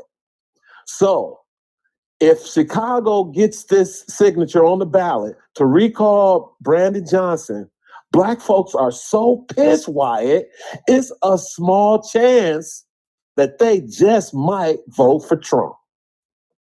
And this is where the Democrats are well, really I don't starting know if to worry. I don't know if because that's gonna normally happen. most black people, when they pissed off with the Democrats, they don't run to vote Republican. They just stay at home. Right. Yeah, I There's think no that's more like motivation to go yeah, to vote. yeah, you're right. You're 100 on that. But I don't think that they'll go vote for Trump because No, it's a I'm just saying. I'm talking well, about stay home specifically to stay home and not vote for their party is almost like giving Trump a vote, though. You know that. I'm talking specifically about the city of Chicago and how pissed off the black people are. Wyatt, this is a buildup of 3 or 4 mayors where shit was going on and they were being left out and neglected. So this could be the turning point. And I'm just saying, Wyatt, it's crazy how all this shit is happening now. And I already told you, the DNC, the Democratic National Convention, will be in Chicago in August. Right. Wyatt, you already know how they are out there in these streets now with these pro-Palestinian protesters, Wyatt. Yep. These fools are sticking their arms in fucking pipes and using themselves as blockades. Okay, so here's the last thing. But before I move to the next one, Brandon Johnson said that the recall was a right-wing Yeah, I know. conspiracy. It's always You heard that part, right? It's always the Republicans' fault of what's going on with it's always that's a normal thing. Yeah. It's never their policies. It's never the policies. It's never. But tell the black folks that are going into City Hall, try to run that shit on CNN. If CNN trucks pull up at City Hall in Chicago and that's his excuse, that shit won't even fly on CNN. They gonna need Don Lemonade to come back. They gonna need everybody to come back. They gonna need Joy Reid. They gonna need The View. They gonna need all those brainwashers to send bat signals out to the community because it just doesn't make any sense to they even said this. Well, that's because Gavin not Newsom, but what's the guy named down in Texas who's sending them up? Abbott. Governor Abbott is sending them up here. He's the cause of our problems. No, the governor is only sending you what's happening to him. But you're the sanctuary city. You're the one that has the policies that allow the illegal immigrants to come there and not have to go stay in Mexico. They can stay in your city. Texas don't have those cities they have a couple cities that have sanctuary status, but those are being run over as well. And it's not Governor Abbott that's causing Chicago's problems. It's Chicago's policies. Chicago had every opportunity drop to end their sanctuary city status, but the mayor was the deciding vote to keep it the same. So he doesn't want it to change. And he's going against the people. But however, what the people who voted for him don't understand is you voted for him and his policies, but you put him over policy. That's why you don't understand what's going on with you, because you don't read the directions. You just order some shit based on what it looked like, and you don't read the directions. If they would have read the fine print on his ass, they would know. But see, Wyatt, you can't put that on the voters. Again, what? Things build up over time in the black community because of these so-called leaders and politicians. If you don't mind, can I say one thing, bro? Yes, you can put it on the leaders, on the politicians. I'm gonna give you an example right now, if I can. I hear the shot clock. Go ahead. Wait a minute. It's important that you hear this because you might not know about this because it's a local Cincinnati thing. Cincinnati had an opportunity to keep a $1.6 billion asset. They decided to sell it. Didn't give any input to the black community. All their black politicians, none of them came forward and said, this is what we should do, or have a town meeting and say what y'all want to do. They left the black community out of it. They just got a new mayor, right?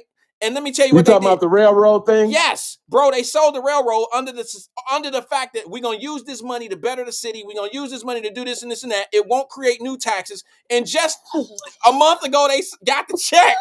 And I already talk about this new program we're gonna put together, this new committee. It's gonna make us pay more for trash pickup. It's gonna make us. Here come the taxes, and they ain't gonna say shit, bro. Watch, they are not gonna say a fucking word because they gonna stay on code because some of them get paid. Some of them don't want to go against the grain. They don't want to be disliked. They gonna play along because they just don't want to either feel stupid about it or they gonna feel like they part of the get along gang, or they gonna be, look, bro, they just easily manipulated into believing this is gonna be best for us. But wait a minute, do you remember the commitment that they made? First of all, you got nothing out of that sale. As a group of people, you got, and you have people, let me say this to you, bro. A lot of people ain't gonna like this. She probably will, but you have people like Iris Rowley come forward and say shit like, well, what do we want as a community? And nobody responded.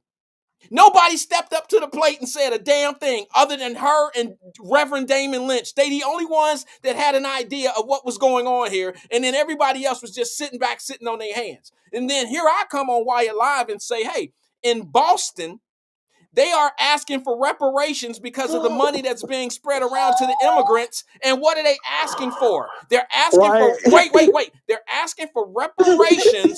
And guess what they're asking to do with the reparation money? We need black banking. We need black economics. We need black this and black. When I was saying that shit, I was just trying to sound smart. That's what they said. And it's people you know who was saying shit like, oh, you just trying to sound smart. No, it's what reparations is. It's not a check. It's a Wyatt, oh my slow God. down, brother. Yeah, my I know it's apologies, bro. Friday. This is where I lose it. I know it's Friday. Okay. Go ahead, bro. But Finish us up. listen, bro. Okay. If a tree falls in the forest and there's no one there, does it make a noise? It make the loudest noise as if you were standing there. Right. So no matter how loud the noise is, someone has to hear it. Okay. So again, like I said, bro, this is a buildup of decades of disrespect of the black people and only caring about the black vote. And it's because everything happens for a reason in this thing I call the societal evolution of Black America. Okay? When they keep renaming something, that means they want to redefine what it is. Of course, that's why you got he, she's, and all this old bullshit with the pronouns and shit. And who backs the pronoun? Who believes that these boys having babies? Damn, I mean, this shit is foolish. It's just foolishness, right. And which title? How many times has a title been given to us to be so-called socially acceptable by our government? I can think of at least five different, six, maybe. Yeah. I mean, I could think 3 right off the top of my head. I'm just saying. But anyway, why? It is Friday. It's at the top of the hour. And there's one person who lives 2 lives that we rarely hear from when it comes to Chicago. Mm-hmm. That is the first black president and the magic Negro, Barack Hussein Obama. His presidential library is near Chicago. His so-called home is Chicago. His wife, Chicago. But we don't hear nothing. That's because they are millionaires and they don't live in Chicago. They own a $1.6 million piece of property in Chicago, in Illinois. They own several different. Which one is the real Barack Obama? If Joe Biden all of a sudden says, I need Barack to go on the campaign trail, is it going to be the first black president or is it going to be the magic Negro? Well, who's going to try to explain away some of the stuff that you're explaining? They're going to have to bring in the first black president. And the reason why I say that, Drop, is because that ain't going to work in Chicago. It can't, because of the shit that what he used to say, what Barack Obama used to say, what he said to get elected. You can't say that right now because look at how they're being treated. And that's why I say right now, why Barack Obama, great man, will be in history, for world history. He has lost the title of the first black president. He's only good to the Democratic Party as the magic Negro, which means he can fundraise for the Democratic Party and other political organizations. Okay, I'm not saying Well, everything the can I man ask is you a question? associated with is bad. Let me ask you a But as question. far as being the first black man that you would think but would be in the forefront of situations like in Chicago. Mm-hmm. Can I ask you a question? It's political, and then you can get up, you can jump up out of here, man. I got a little bit more to go. Quick question for you, Drop, and because you do the politics, I don't. What does it matter of fundraising if people don't really believe what you're saying when you start running your commercials? I mean, does fundraising really make that much of a difference? I know you can run the ads and keep the bullshit in people's heads and all that, but is it really with today's world? Okay, let's go back a little bit. Back when network television controlled the narratives, wasn't it a little bit more effective to fundraise millions, hundreds of millions of dollars? But when you fast forward in today's world, with all these different tech companies and different ways of getting news to the people and all this different way of, people seeing what the truth really is fundraising as important than the actual truth? No, because it's not about the truth. It's about controlling. Wyatt, hold on. I get you. Go ahead. My bad. It's not about the truth. It's about controlling the narrative. Okay, and to be able to combat the truth. Okay, you said just that. like what happened with Joe Biden talking about his brother was shot down in a war and eaten by cannibals. Right. And see, okay, touche. To that, I say this: it don't matter who's controlling the narrative if there's somebody that can rebuttal their narrative, and we have so many. No. Well, no. Wait a minute. It's first come, first serve. Perfect example when Trump got out of court in New York, right? Okay. Everybody was saying, "Oh, Trump gonna be in the court and Joe Biden gonna be on the campaign trail." Blah blah blah. So what did Trump do? Trump controlled the narrative when he left court. He went to the bodega where the guy defended himself with the knife and got charged with murder. I understand, but you got to understand that's exactly my point, though, bro. My thing is this: that I'm didn't not fighting cost you. Any media. That cost no money. That's my point. Joe Biden is doing all this fun. It don't matter who the person is. We can use this example with the Joe Biden and Trump thing. Okay. Joe Biden went out and raised $25 million or $3 million today, but Trump was out at the bodega. Okay. Does it matter about that $3 million or does it matter that Trump was out there showing his face to the people? That $3 million can be neutralized. It can mean absolutely nothing in an ad that he runs off that $3 million as long as Trump still is out there doing what he's doing and people can see him and touch him. See, I don't think it's about fundraising. Yes, it is. I know you do, but I'm about to tell you why I don't think that. And then you can tell me why you think it is. All right, that's fair. That's an exchange. That's fair, right? Yeah. The reason why I don't think fundraising is as important as it used to be is because back in the day, there was no YouTube. Back in the day, people don't even hardly watch the news like they used to. And what do most people do? Most people don't even watch television. They watch apps. They watch different series and stuff. And fundraising and doing national commercials on NBC where the country is limited on who's actually watching NBC and watching these places. I just think that it's money just not wasted, but I just think it's an overreach. I just think that you reach people differently today. And I think with social media and all that old type of stuff, man, you touch people and you reach people different. My platform is a perfect example of this. 10 years ago, I wouldn't have been able to do this.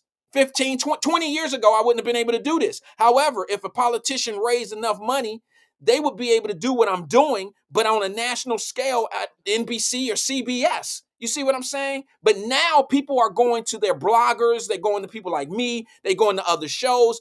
That's where they're getting their information, and that's where they're getting their perception of what's going on in politics. You finished? Yes, absolutely. Okay. In politics, the reason you fundraise and the reason that I think the last two presidential campaigns, I'm talking about for the Democrats, spent close to $1 billion or over $1 billion for the campaign because you have certain battleground states that you have to defend. Okay. So when the candidate Trump does what he does at the bodega after leaving court, he's changed the whole Trump, the criminal in court narrative to Trump in the hood with the people. Now, okay. wait a minute. Drop. Quick question. Oh my God. No, drop. I just had a quick question for you on what your point. You just said something. Can I say Man, something? I'm 64. Come on, bro. I'm about to ask you. You ain't gonna die. Damn. Listen. I lose my time. Wait a Go minute. ahead, I'm about man. to ask you a question. Go ahead. How much did that cost Trump to do that? How much money? No, listen to bro. You never let me get past this. All right, What bro. I'm saying man. Go is, ahead, man. I know you like to hear yourself. his opponent, Joe Biden. Okay, he has to respond to that. Okay, so that costs money through all the avenues that you mentioned. Everybody and their mama got a podcast. All these podcasts have commercials. They pay for local. What they say when they put a commercial up, like during the NBA game or a sporting event. That's all paid advertising, which is needed through the fundraising. When you have a candidate like Trump, who's been through this before, he's going to continue to do things like this.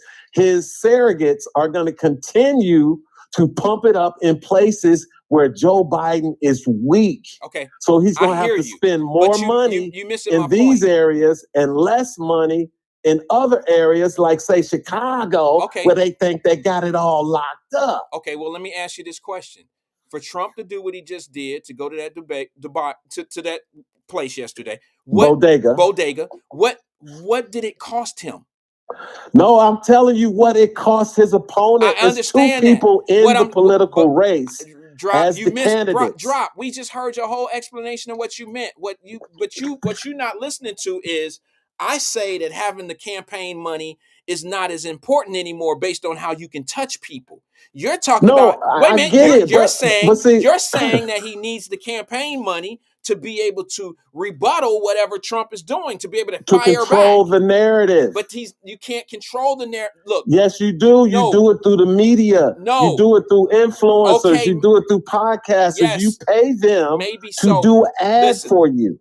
Okay, maybe you do, bro. You're not monetized, but hold on. Wyatt.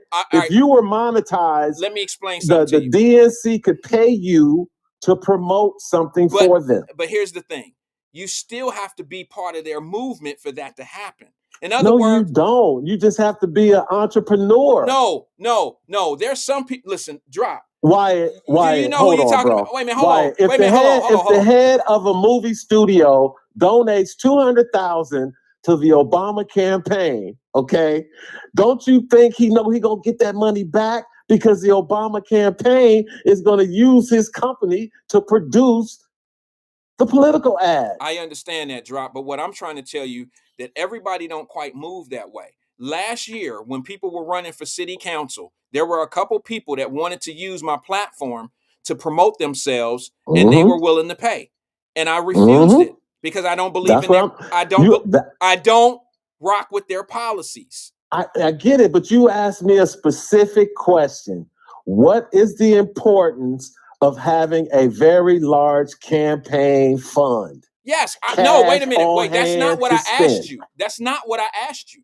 I asked you, do you think it's as important as it used to be? Hell yeah, it is. Okay, well then let that be your answer. 1 billion. Okay, the last person to do it without money, Wyatt, was 2016 Trump.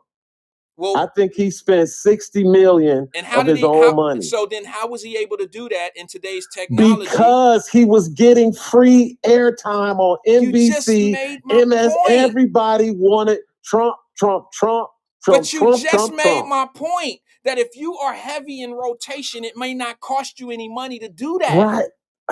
Yeah, but what's so fucking confusing about what we saying, bro? You just want to be. Want me to say what you want me to say your way, but I'm saying that it doesn't. You asked me the question. Oh my God, Drop! You driving me nuts, bro. I don't get it. You asked I asked me the you question, a simple so question. I assume you want my opinion. Yes, but you don't go. You go beyond opinion, and you start making your opinion. I'm giving you legitimate examples. No, Drop. Of how No, campaign funds are very important. Okay. Because if you don't have money and you lose, that's going to be the reason why. Well, if you win, it's going to be because you had money on the ground. But you going just said to these people's homes, going to where they eat, going to where they listen to the music. All right, I get it. Getting Taylor but now Swift, let me ask you something. getting Randall Wyatt live. But now let me ask you something. How was Trump able to do it for so much less money in 2016? How was that possible?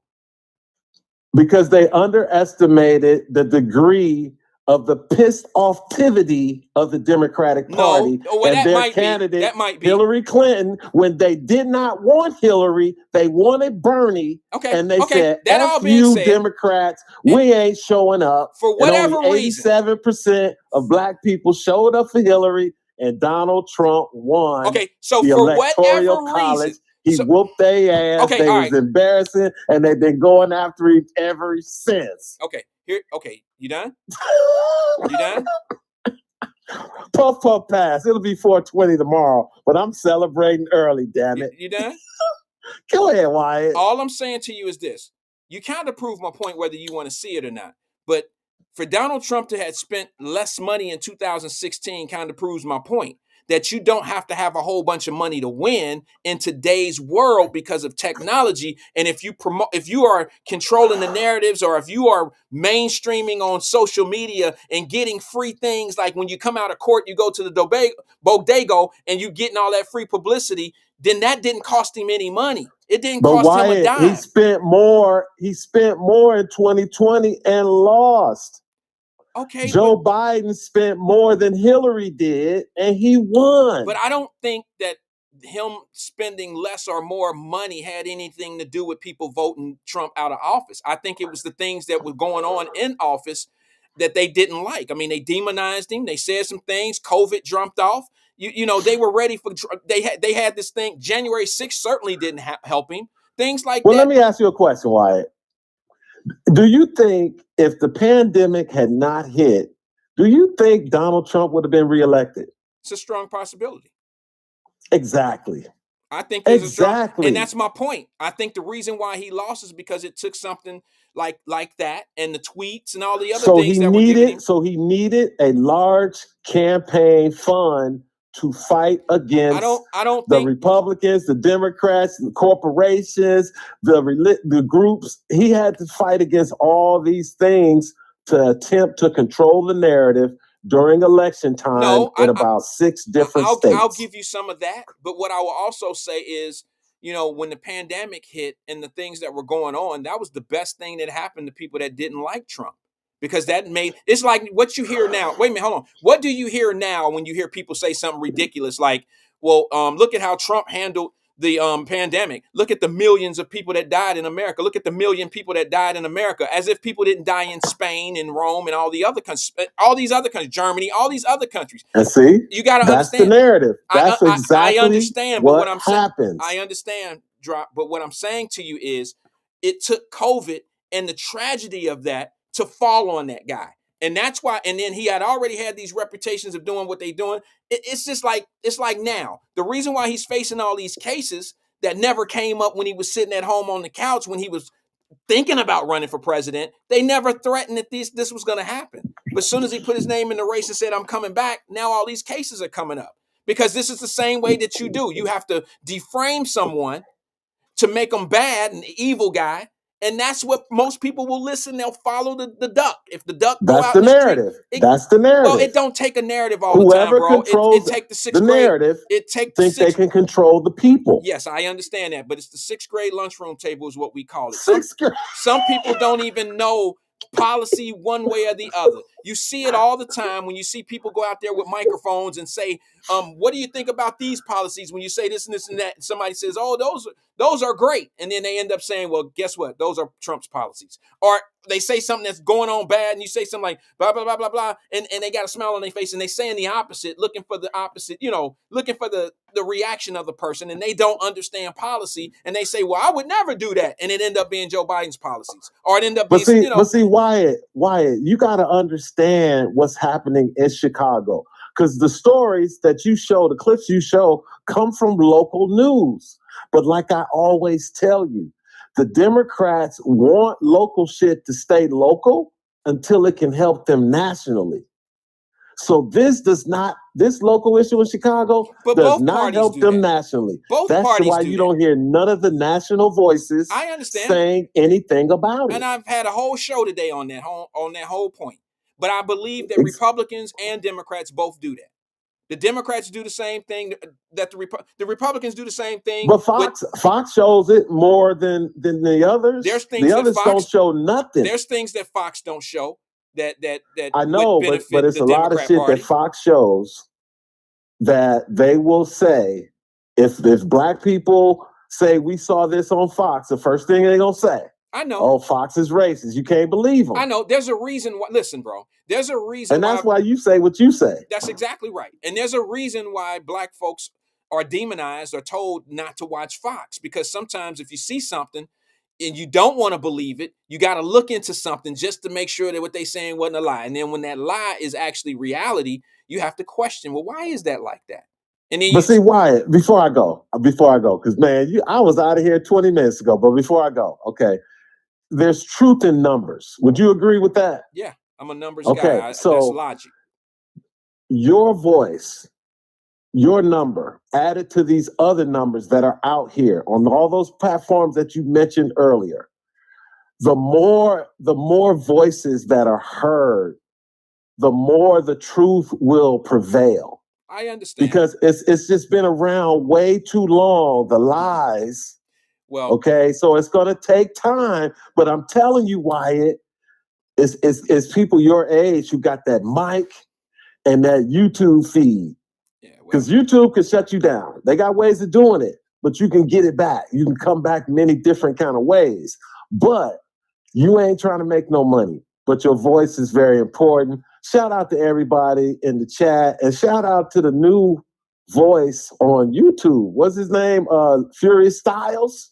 Yeah, I don't know who that is. That's he seems I don't know. I thought it was your cousin or something. No, I'm like, damn, this bro sound all right. Yeah, he forward. I like that. I mean, we'll see when he disagree with me. We'll see how that sounds, but that's okay. I'm not afraid of it. I'm just saying. But no, he sound like a cool dude who argues. Yeah, but anyway, sound like Emmanuel. You don't care about Emmanuel today. But no, he put a message up saying he on at 3:30 today. I was gonna tell people. Oh, okay. All right. Well, you're kind of breaking up. But anyway, thanks for taking my call, Wyatt. Appreciate y'all be safe in them streets. Have Drop a good 52, weekend. dropping science. Over anybody that's listening, right? You want me to finish that too? Oh, man, you're supposed to close it out for me. I did. All right, Drop. Have a good weekend. All right, bro. Later. Thanks for engaging, Drop. Woo! Boy, sit and spin. Drop just don't want me to say it the way I want to say it. He want me to say it the way he want me to say it. And that's just the difference. I mean, I know what he meant. I know where he was. I just don't think that having as much money today is as important. It might sound like it is, but I just think that people get their information different than they have over the decades. I never really was a news watcher of apps and, the new way today. I always watch 60 minutes. I can't even bear to watch 60 Minutes anymore because I see the bullshit that they own now. I understand politics a little bit more. So I don't watch 60 Minutes anymore when it's dealing with politics. If I see a story that's going on out, I don't watch the Middle East stuff. I don't watch anything they got going on that's dealing with politics. But if they're talking about like water lines or something like that, that's cool. But I don't watch too many news places because they don't really give me they don't give me a lot of fact. They give me a lot of use your imagination. And when you use your imagination, it's usually based on some shit when you have to voice your opinion. I mean, when you've been taught a certain thing, you gear it towards your way of thinking. You just, so you it don't really give you anything where where you can get the truth. You have to apply how you think about, you know what I'm saying? Like when something happens in the street, the first thing coming to your mind is how you think about things like that. All right. It ain't got nothing to do with the truth. That's why people got mad at me when the white dude, I don't want to say that, when the older man shot the lady, the Uber driver. Nobody wants to think of it no other possible kind of way. You're set in stone of how you want to see this, and that's how you're interpreting what happened. And I'm just one of them guys that sit back and I wait for facts to come out before I voice my opinion. I don't see anything wrong with that, but some people think that that's the wrong approach because they were mad at me for saying what I said. I never said that the man shouldn't go to jail. I just gave you some possibilities of why he was so hostile, why he did what he did. And now you tripping on me because I felt like, damn, something triggered that shit. I need to know what's going on. That's all. That's all I wanted to. That's all I was saying. And then I came from a defense attorney's point of view, and I'm like, well, wait a minute. He didn't, this is what I would argue. This is how I would see it. And now that y'all think that's what it is. Let me go to the phone lines before we get out of here. I'm close to the end. Good afternoon, caller. This is Wyatt. Who am I speaking with? It's Quetta. Marquetta, what's good with you? Hey, I enjoy your show this afternoon. It Well, helped me thank get you. through my workday. All right. What's good? What's on your mind, sis? I wanted to go a little further about who the government funds. You know, I hear us as we should be concerned, and it's not racist of us to be concerned about where our tax dollars and how our tax dollars are being spent outside of our communities. But the biggest insult to me, in my opinion, is how they're funding Israel and the Ukraine. And this latest budget that just came out where they're funding Israel and Ukraine, we are literally facing World War III. They said Trump was going to take us into World War III. But last night, Israel bombed Iran, Syria, Iraq, Iran bombing Tehran, promising to bomb Israel. We have children, mine's at least, she got out of the military in June. We have children in the military. They go to the military, generally speaking, for the benefit. You get the VA loan, you get lifetime health, et cetera, But we have government funding war that is apocalyptic. And Say it again. Say that again. We got a military that's funding war, sending the bombs, and then telling them not to shoot it somewhere. They sending the bombs to each other. Like they sending the bombs. It's amazing. Go ahead. I'm sorry, sis.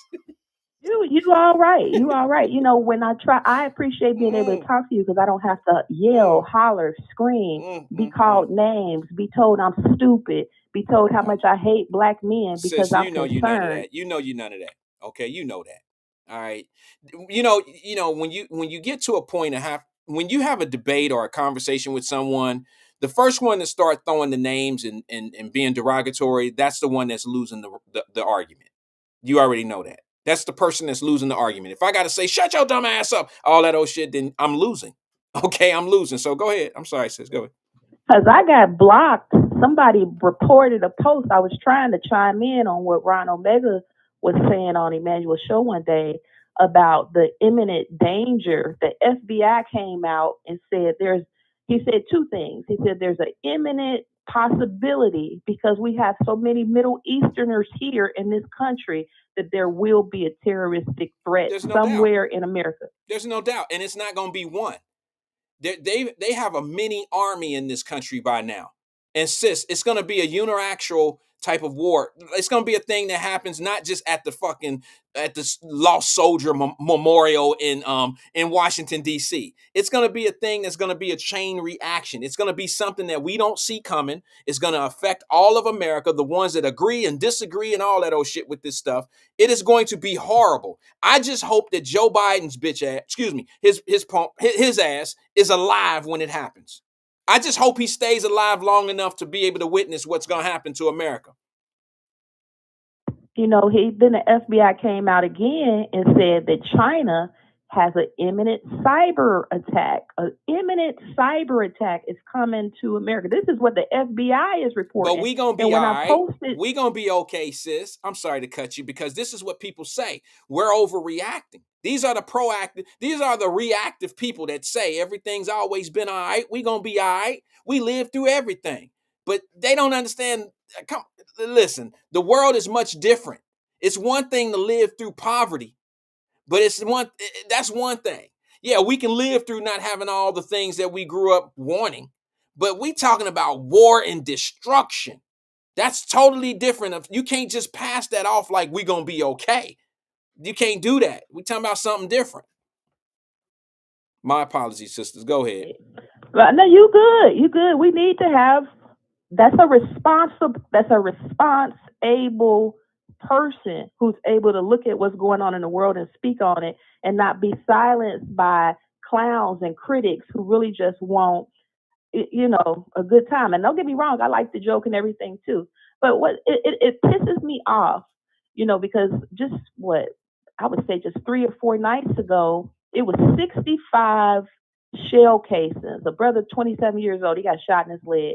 But on Livingston, they found 50 shell casings, and on Poplar, they found 15. I heard about that. We got now. I got people who still live over the Rhine. I still got family who live in Cincinnati who love their city. I had an elder. This maybe happened 3 years ago. She's 64, 65 at the time. Had just got out of chemotherapy. Walked out of Stanley Row across the street to the store to get a pop. She got shot in her motherfucking leg. She got shot in her leg after surviving cancer. She survived that gunshot too.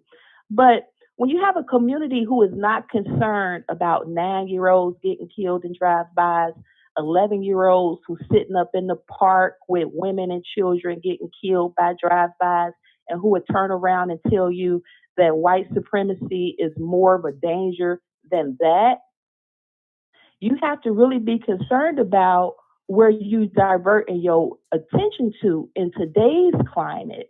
Because that's what, I'm just rambling, but that's one of the reasons why we have shows like Good Times on Netflix coming out. We look like clowns. Trash. Absolute trash. fools to the rest of the world. Trash.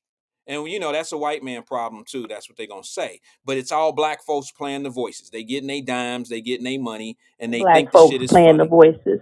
And they feed it into a cultural narrative. I'm not saying that Black people are inherently evil. When you talk about China, Mexico, and the border, fentanyl, opioid is coming from China through Mexico to the hood. Black people are not necessarily in the manufacturing game. We an end user, just like in technology. We're not the coders. We're not the tech wizards. We're the end users. Right. And we missing out on that. And instead of us saying, as a community, let's get focused on getting our brothers. When you talk about the Gangster Disciples, I read Larry Hoover's book. I understand the military setup of the Gangster Disciples, but it's not that no more. It's not that no more. You have Gangster Disciples who just in it for the clout. You got young kids, male and female, who are just disorganized and violent because there is no elder group in the community saying, look, this is what we up against. You can't do that. You can't do that. We up against this, that, and the third in order for us to survive. And, I've been called names for years. Warrior Queen. The guy just got off the phone. I think he called me a heifer one day. Loudmouth heifer. You got people who call women names because as a woman, I'm saying I'm scared. There is no conversation about the young woman and her sister in New York City when they left the bodega after a family party. And it was a group of men outside. One of the men wanted to talk to the 19-year-old girl. He said, give me your phone number. She said, I'm going to give you my Instagram. He said, I want your phone number. She turned him down and he stabbed her in her chest and killed her and stabbed her sister. Crickets. Nobody talk about that. Crickets. And that's just because she was an attractive Black woman in a neighborhood being harassed and telling somebody no. Nobody's talking about that. And you bet not talk about it. But, as far as Biden go, people love Donald Trump, regardless of his policy, regardless of what he do in the government, regardless of the economy, regardless of the bills he pay. He is charismatic. He's a motivational speaker. When he come out, the hood coming out, they excited. They don't get that for Biden. Ain't nobody excited to see Kamala with that wicked drunk ass giggle. Don't nobody even know her. But people will twist that to make you sound like something's wrong with you. Or even, well, the manipulation. Yeah, who you talking to, girl? You know the manipulation game. I talk about that all the time. You will be outcast and all that old shit if you feel something different about somebody that they love.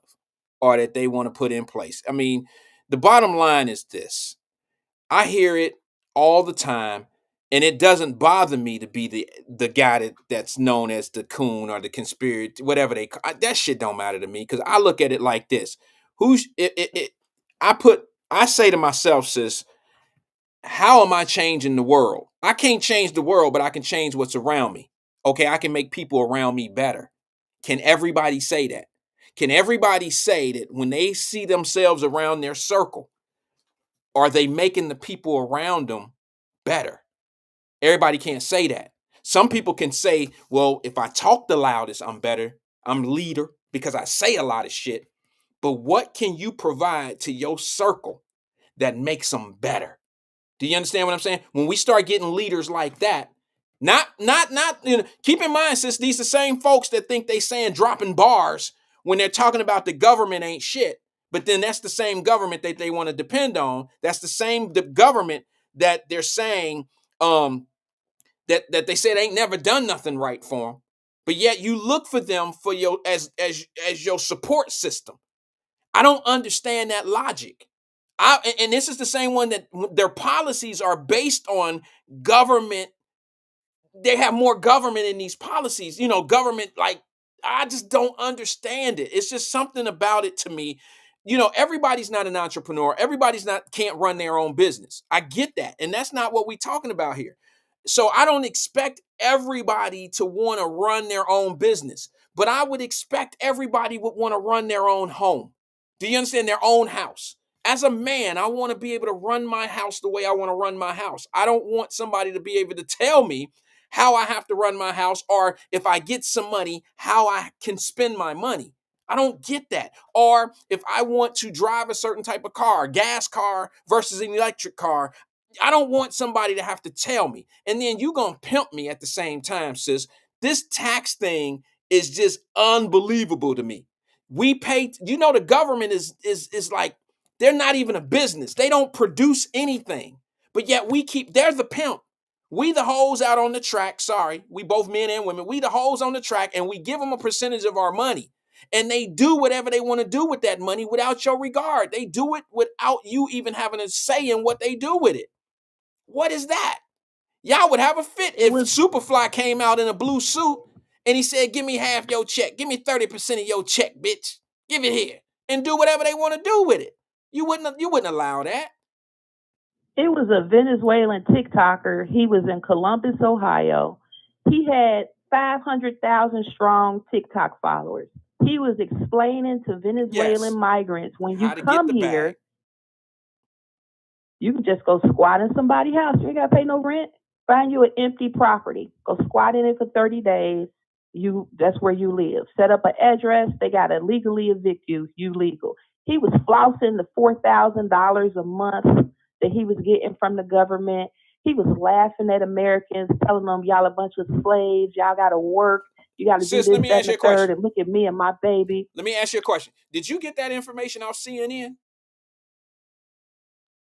I followed him on TikTok. Okay, no. Did you get it on MSNBC? Did Joy Reid tell you that? Or did Al Sharpton tell you that? Did Don Lemonade tell you that? Did any black reporter tell you that from these mainstream media outlets that black folks listen to? Did they tell us that? I stopped listening to even local because I bet you they ain't telling you they about to sell waterworks. I bet you they ain't about to tell you that railroad that they said that was going to solve all of their problems. Now you got to sell waterworks because the pension ain't funded. You still ain't funded. That should have been your first priority. That man got on there selling them used car salesman tricks and the city, if we sell the railroad, we're going to get the city fixed all up. Bruh, y'all got to privatize y'all water because you can't afford to maintain it because you got to pay the pension of Cincinnati city workers.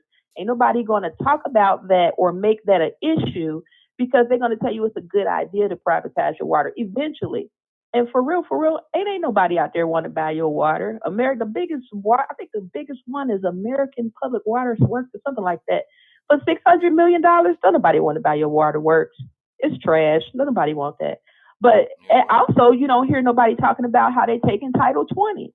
All these transgender men that's in Biden's cabinet who think they women. Listen, now they can play basketball with you. Now they can come in the wait a minute. bathroom Hold with on, you. sis. Hold on. I gotta say this. Joe Biden put a tweet out the other day, or X, whatever it's called now. He put a tweet out there saying it's time for women to start making equal pay.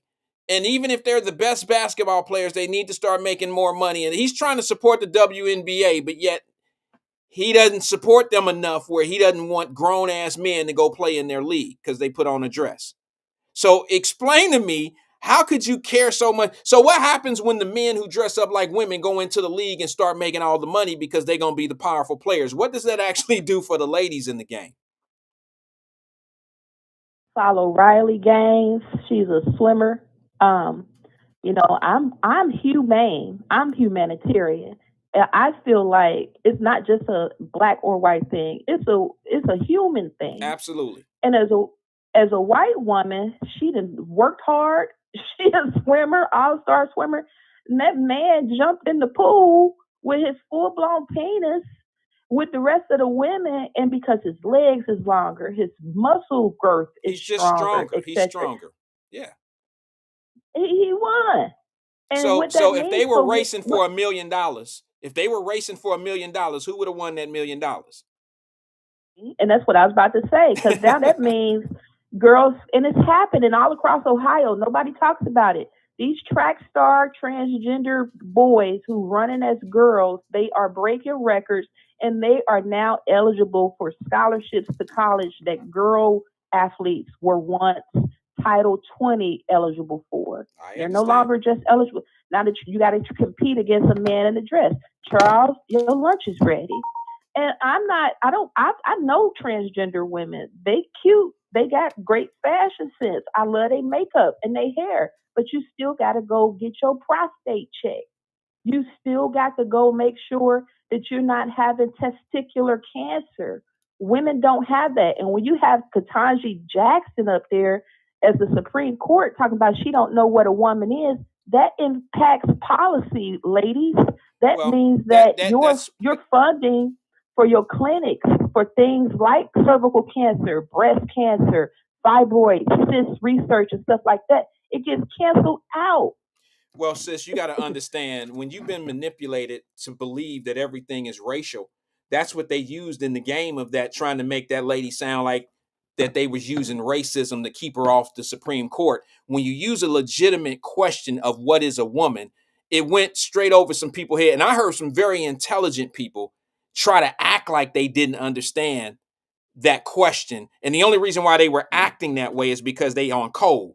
They really just trying to act like they on the corner for black folks when that question was asked. And like the Al Sharptons and the Joy Reids and all them who come back and say, even the locals, they'll come back and say some shit. Look at how them white folks up there trying to make that sister look bad, asking dumbass questions like, what's a woman? They don't even understand the relevance of that question. They do. They just playing like they don't, because the ones that really don't understand, as long as they validate it, the leaders validate a question like that, then it'll stay sounding stupid. Like, what do you mean, what is a woman? The reason why they asked that question, sis, you and I clearly know, and a lot of us know, is because they needed somebody up at the Supreme Court justice. They need somebody at Supreme Court who's going to have a certain view of what transgender women or guys or whatever should be able to do. How far will you be able to sign off or push off on law? So it's a very valid question that's asked. And for some people to play it down and act like they asked her some got you ass question or some dumb ass question, it's far from a dumb question, because it's a qualifying question to see what somebody would, how they would put out how they would feel about transgenders being in professional sports of women, and or and different other things, because those are the same ones that are going to be taking your scholarships. They're going to be taking your league positions in WNBA. They're going to be taking your jobs, being qualified and all this. So did you see that they had a woman of the year who had only been a woman for 2 years? You see what I'm saying? It's shit like that. Those men, I've said this before, for people who try to say that once you start taking hormones, you are what you are. No. Listen, man. No, these men are coming in the bathrooms with our daughters, Okay, it's so many women who's showing you, a man is a conqueror, a man is a warrior, a man is he's a dominator, even if he got a wig on. And there's so many pictures out there of, men with dresses and wigs on trying to get in the bathrooms with little girls with erect penises. Well, and you now, because of this law that's just been passed, you can't say nothing. You can't do nothing. Your hands are being tied. That is the height of misogyny. Well, and I know you there's have a a party. professional courtesy towards Emmanuel, so I don't want to take too much more of your time. But I just really appreciate you being there, because we are about to be we already an endangered species. And when I said this, people, she crazy. She hate black men. No, I'm trying to save us. Well, let me ask you a get question. Let me self-preservation ask you a question, mindset. because I know you're going to self-preservation right there, right? That's where you're going. So how long have we been 13% of the population? How long have we been there? I want to say since 96. It's been a long time. We started losing population in the early 90s. So here's the question. 20, Without getting long, because you and I, we both know the answer. I just need the crowd. I need the people to hear it. Why do you think we're stagnated at 13% versus all the other races are growing? All the other people are growing, but we're stagnated over the last 3 decades. Why would you think? I mean, there's so much against us that have nothing to do with other people. It's what we're doing. And we're not fighting those self-inflicted wounds. We're not fighting them. We protecting them. Exactly. We're defending, and I'm big on race. I understand racism is a system of power. Exactly. But you got to use it the proper way, sis. People call everything racist, and it's not. That's why when they hear me say things like, well, it's not 1937. Things are different. And then I get clowned for saying, and I hear it, I get clowned for saying racism don't exist. I'd never say racism don't exist.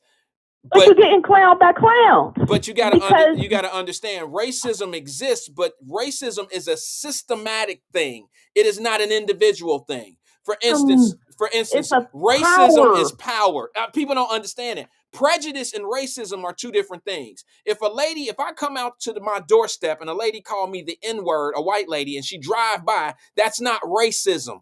Okay, that's being prejudiced. She's prejudged me. She thinks I'm a certain way. She thinks I'm somebody different. Okay, she just judges me by the way I look and my color. She has no power over me. So when you hear me say that people are taking over people's mind, when you say that everything is racist, you're giving people too much power, because racism is power. If you go to a job and you get fired simply because you're black, and you can prove that they fired you because you're black, then that's racism. Okay, somebody controlled your livelihood. But if somebody on your job don't like you and put a piece of frozen ass chicken in the refrigerator and put your name on it with a leash on it or some old shit, that's not racism.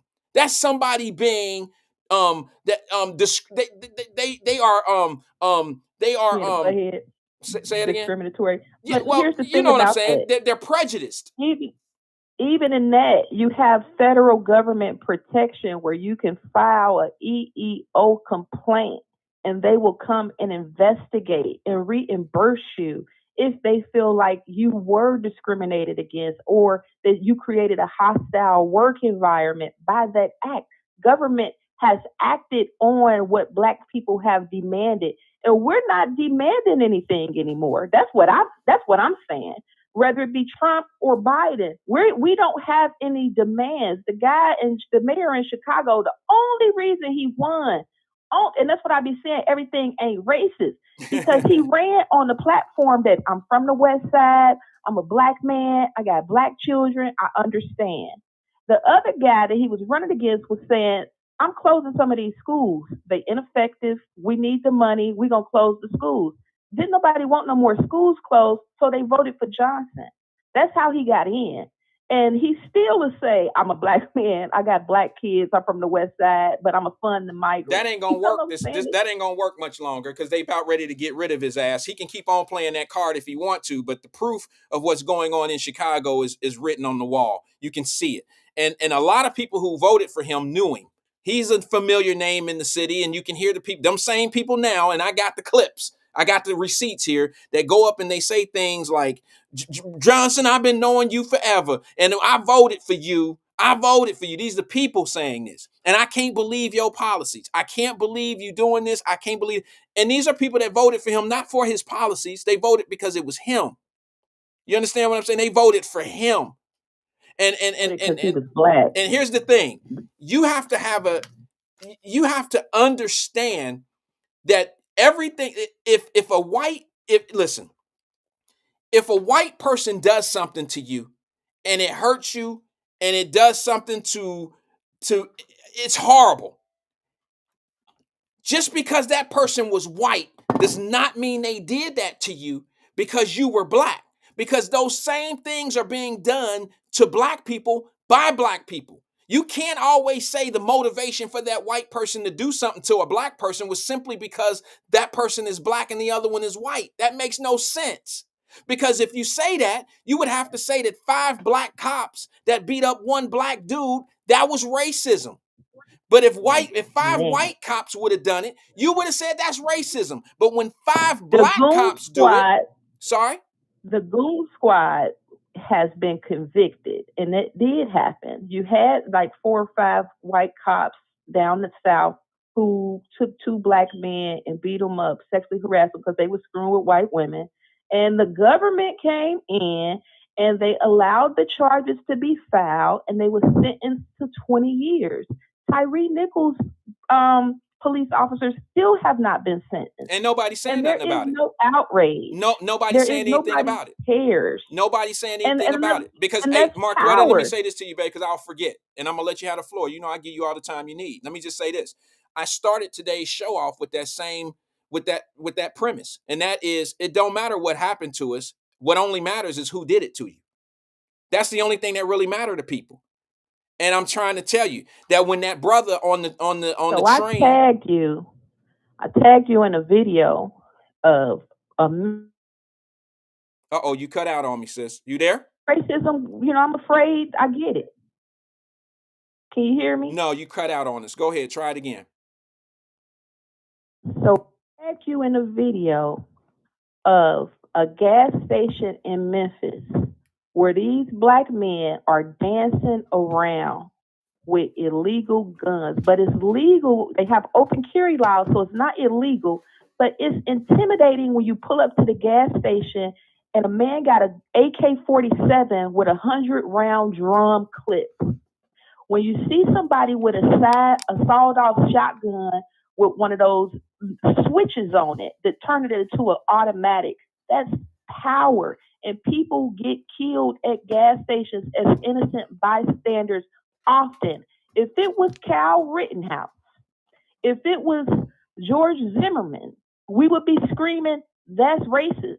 But because it's black men, it's crickets. And I need for us, especially women, you all need to understand the danger our children are in, that we are in, because we sitting up coddling black male violence.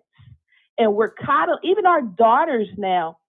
You seen them little girls beat up that grown woman on the bus? The youngest one was 13, and it wasn't her first offense. She had recently carjacked a 92-year-old woman. Yeah, I was going to talk about that today, but they have no respect for masculinity because of the way masculinity is being displayed. And us as women are not demanding of our men to protect us, to tell the gangster disciples, you're going to have to stop that. To tell the Bloods and the Crips, you got to heal from that. Tookie Williams, before he died, he said, put the gang down. Larry Hoover is in jail saying, I was wrong. I want to get out of here. Put the gang down. When Big Meech get out of jail, he's going to tell them, I spent 30 years in jail for nothing. I should have been a multi-millionaire by now with all that I did for the rap game. He didn't get that. He got 30 years in prison. And as long as we sitting up saying, oh, she hate black men, baby, listen, I know you see my pictures. But I've never entertained anything but black men. So it's not hate, it's love. It's love to say we can't keep allowing our community to be silent when 11-year-olds are shot in gang drive-bys in the park. We live in a city like that. And we still don't know where that killer is. We ain't nobody looking for him. It should be a code in Detroit. I'm gonna leave with this. In Detroit, it's called the Committee of 300.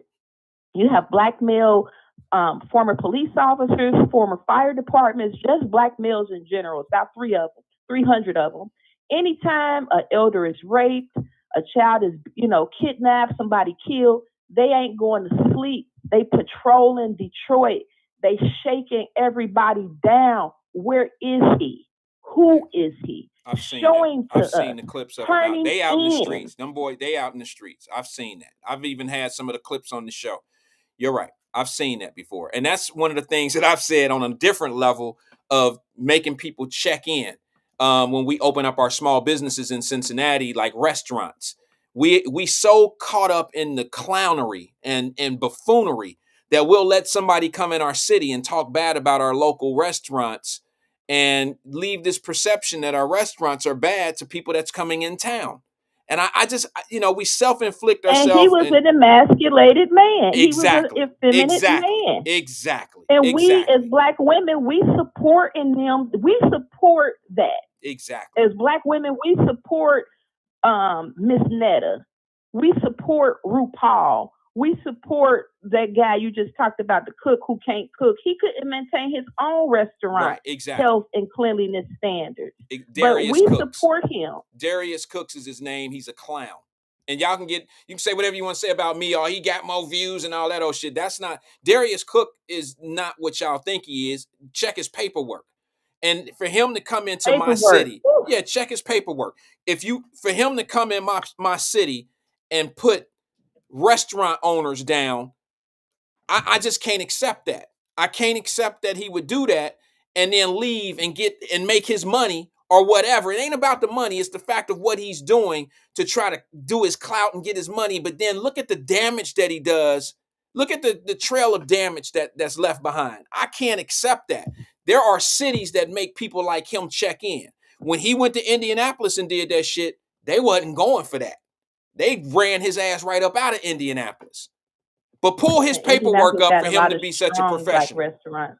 Say it again. And that's the thing. Pull his paperwork. That's all you got to do. He can't cook for one. He can't cook. Any cook that knows, you start with vegetables. Period. Well, any cook that cooks, no, you start with the vegetable first. When you're talking to a certain crowd, like I'm not a professional cook, I wouldn't know to start with vegetables. Okay, so if you're talking to somebody like me, I'm just listening to what he's saying if I'm buying into it. So I wouldn't know what to look for. But yeah, there's just certain things that you have to pay attention to with guys like that. And I look at how much damage they do versus how much good they're doing, because I look at it like this. I'm going to close on this, sis. I look at it like this. If you are trying to do something positive and good, then just talk about the positive and the good for those restaurants that pass the test. But to just put out this and that about this restaurant and that restaurant, it doesn't do any good for the city, and it don't do any good for the people that's coming to visit Cincinnati. If you want to be helped, talk good about the ones that do good. If you ain't got nothing good to say about the other ones, just don't bring them up. And then the people from out of town won't go there. But to talk bad about them and they've invested their money, maybe they had a bad evening that night. Maybe they didn't cook well that night. Something may have been gone. But the fact that these people took the time to invest their money and you don't know how much of their money they have invested in that, and you might have just did something, you might have damaged them. Dragging has to stop. The dragging, the whole culture of clowning and dragging people, that's what's killing us. And my daughter actually said, you know what, Mama, I don't want to hear you calling any more of these podcasts. They not listening to you. They don't care what you're saying. You've been talking that same shit for 20 years. I'm 24 now. I'm tired of you. I'm tired of hearing it. Yeah, she said, she said there's so much other stuff that you could talk about. You're so smart. You got this, that, and the third. If you want to do content, you should do content on that. Leave them alone. Yeah. Our people are not ready for these conversations that you're trying to have. Sound So like I you am raised going a to good fall one. back. Sound like you raised a good one. And I did the same thing. It almost made me quit. But what I had to understand is what I was dealing with, sis. I'm not going to quit because of who I'm dealing with, because there's people that need to hear what we say. However, there's going to be people that are going to just reject what you say and find a reason for everybody else to be able to reject what you say. And it's just, when you drive an opinion, you just got to be ready for the critique. All right, that's what it is. But when you purposely do things for your own benefit and you're damaging other people, that's selfish, and I can't defend that. And that's what I mean when I say that, like Brenda Early said, sometimes with everything in life, you have to tell the truth and keep it real. But it's one thing to be real if you're helping, but if you're being real to destroy and nobody's like that could be that's a double-edged sword. Like, if you're just being real so you can destroy something that somebody's trying to do, who's trying to prosper, like build a business, that's your opinion of how that food tastes. That don't mean I'm gonna taste it the same way as you. But if you putting it out to 10,000 people that this restaurant is trash and this and this and that, how are you helping that business? You're not. And most food critics, if you go by history, I don't care what you watch, most of them always tell you where to go, not where not to go. And that's what the purpose of a food critic is, to say, hey, if you want to have a great, amazing night and enjoy some this and that and that and this and that, hit up Wyatt Pancake Shop. They got the best pancakes in town. They don't run ads and they don't look to lead off negativity and say, hey, if you want some sloppy ass pancakes and they don't taste good and you smacking talking about them, just don't go over there. That's not a food critic to me. That's not somebody that's trying to do anything positive. That's somebody that's clout chasing and they know that there's a lot of messy people. And it's not benefiting that company. It's only benefiting the person that's being derogatory. And I can't go with that. That's just horrible. That's the way I see it. All right, sis, you good? Appreciate you being there. You have a good weekend. All right. You and your audience have a good weekend. You too. And y'all be careful. Get you some pepper spray. Get your kids some personal alarms. Stop walking around here like you don't know what's on our people's mind. All right, Wyatt, you have a good one. Peace to you, sis. Hey, that's my time. We up out of here. We'll see you guys Monday, 1 o'clock. Next week is going to be a short week for me. I'm going to pick my baby up. No, not this week. I don't know. I'll get the dates, but I'm going to pick my baby up from Belmont University at the end of the week. Now it's actually the first of the month, so we still have another week. So next week will be good. I think we'll be here for the whole duration of the week unless something come up. Peace and love to everybody. See you guys at 1 o'clock on Monday. Holla.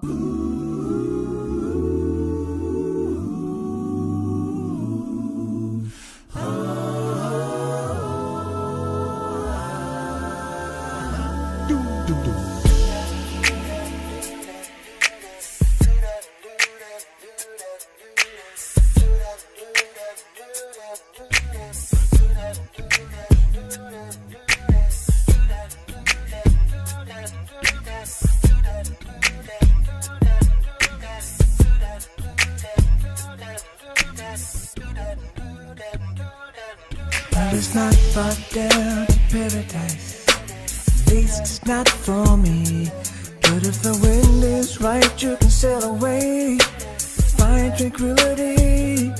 Oh, the canvas can do miracles. Just you wait and see. Believe me. Yeah. It's not far to never land. Reason to pretend. And if the wind is right, you can find the joy. Feel the sense again. Oh, the canvas can do miracles. Just you wait and see. Believe me. Yeah. Sailing takes me away to where I've always heard it could be. Yeah. Just a dream and the wind carry me. Soon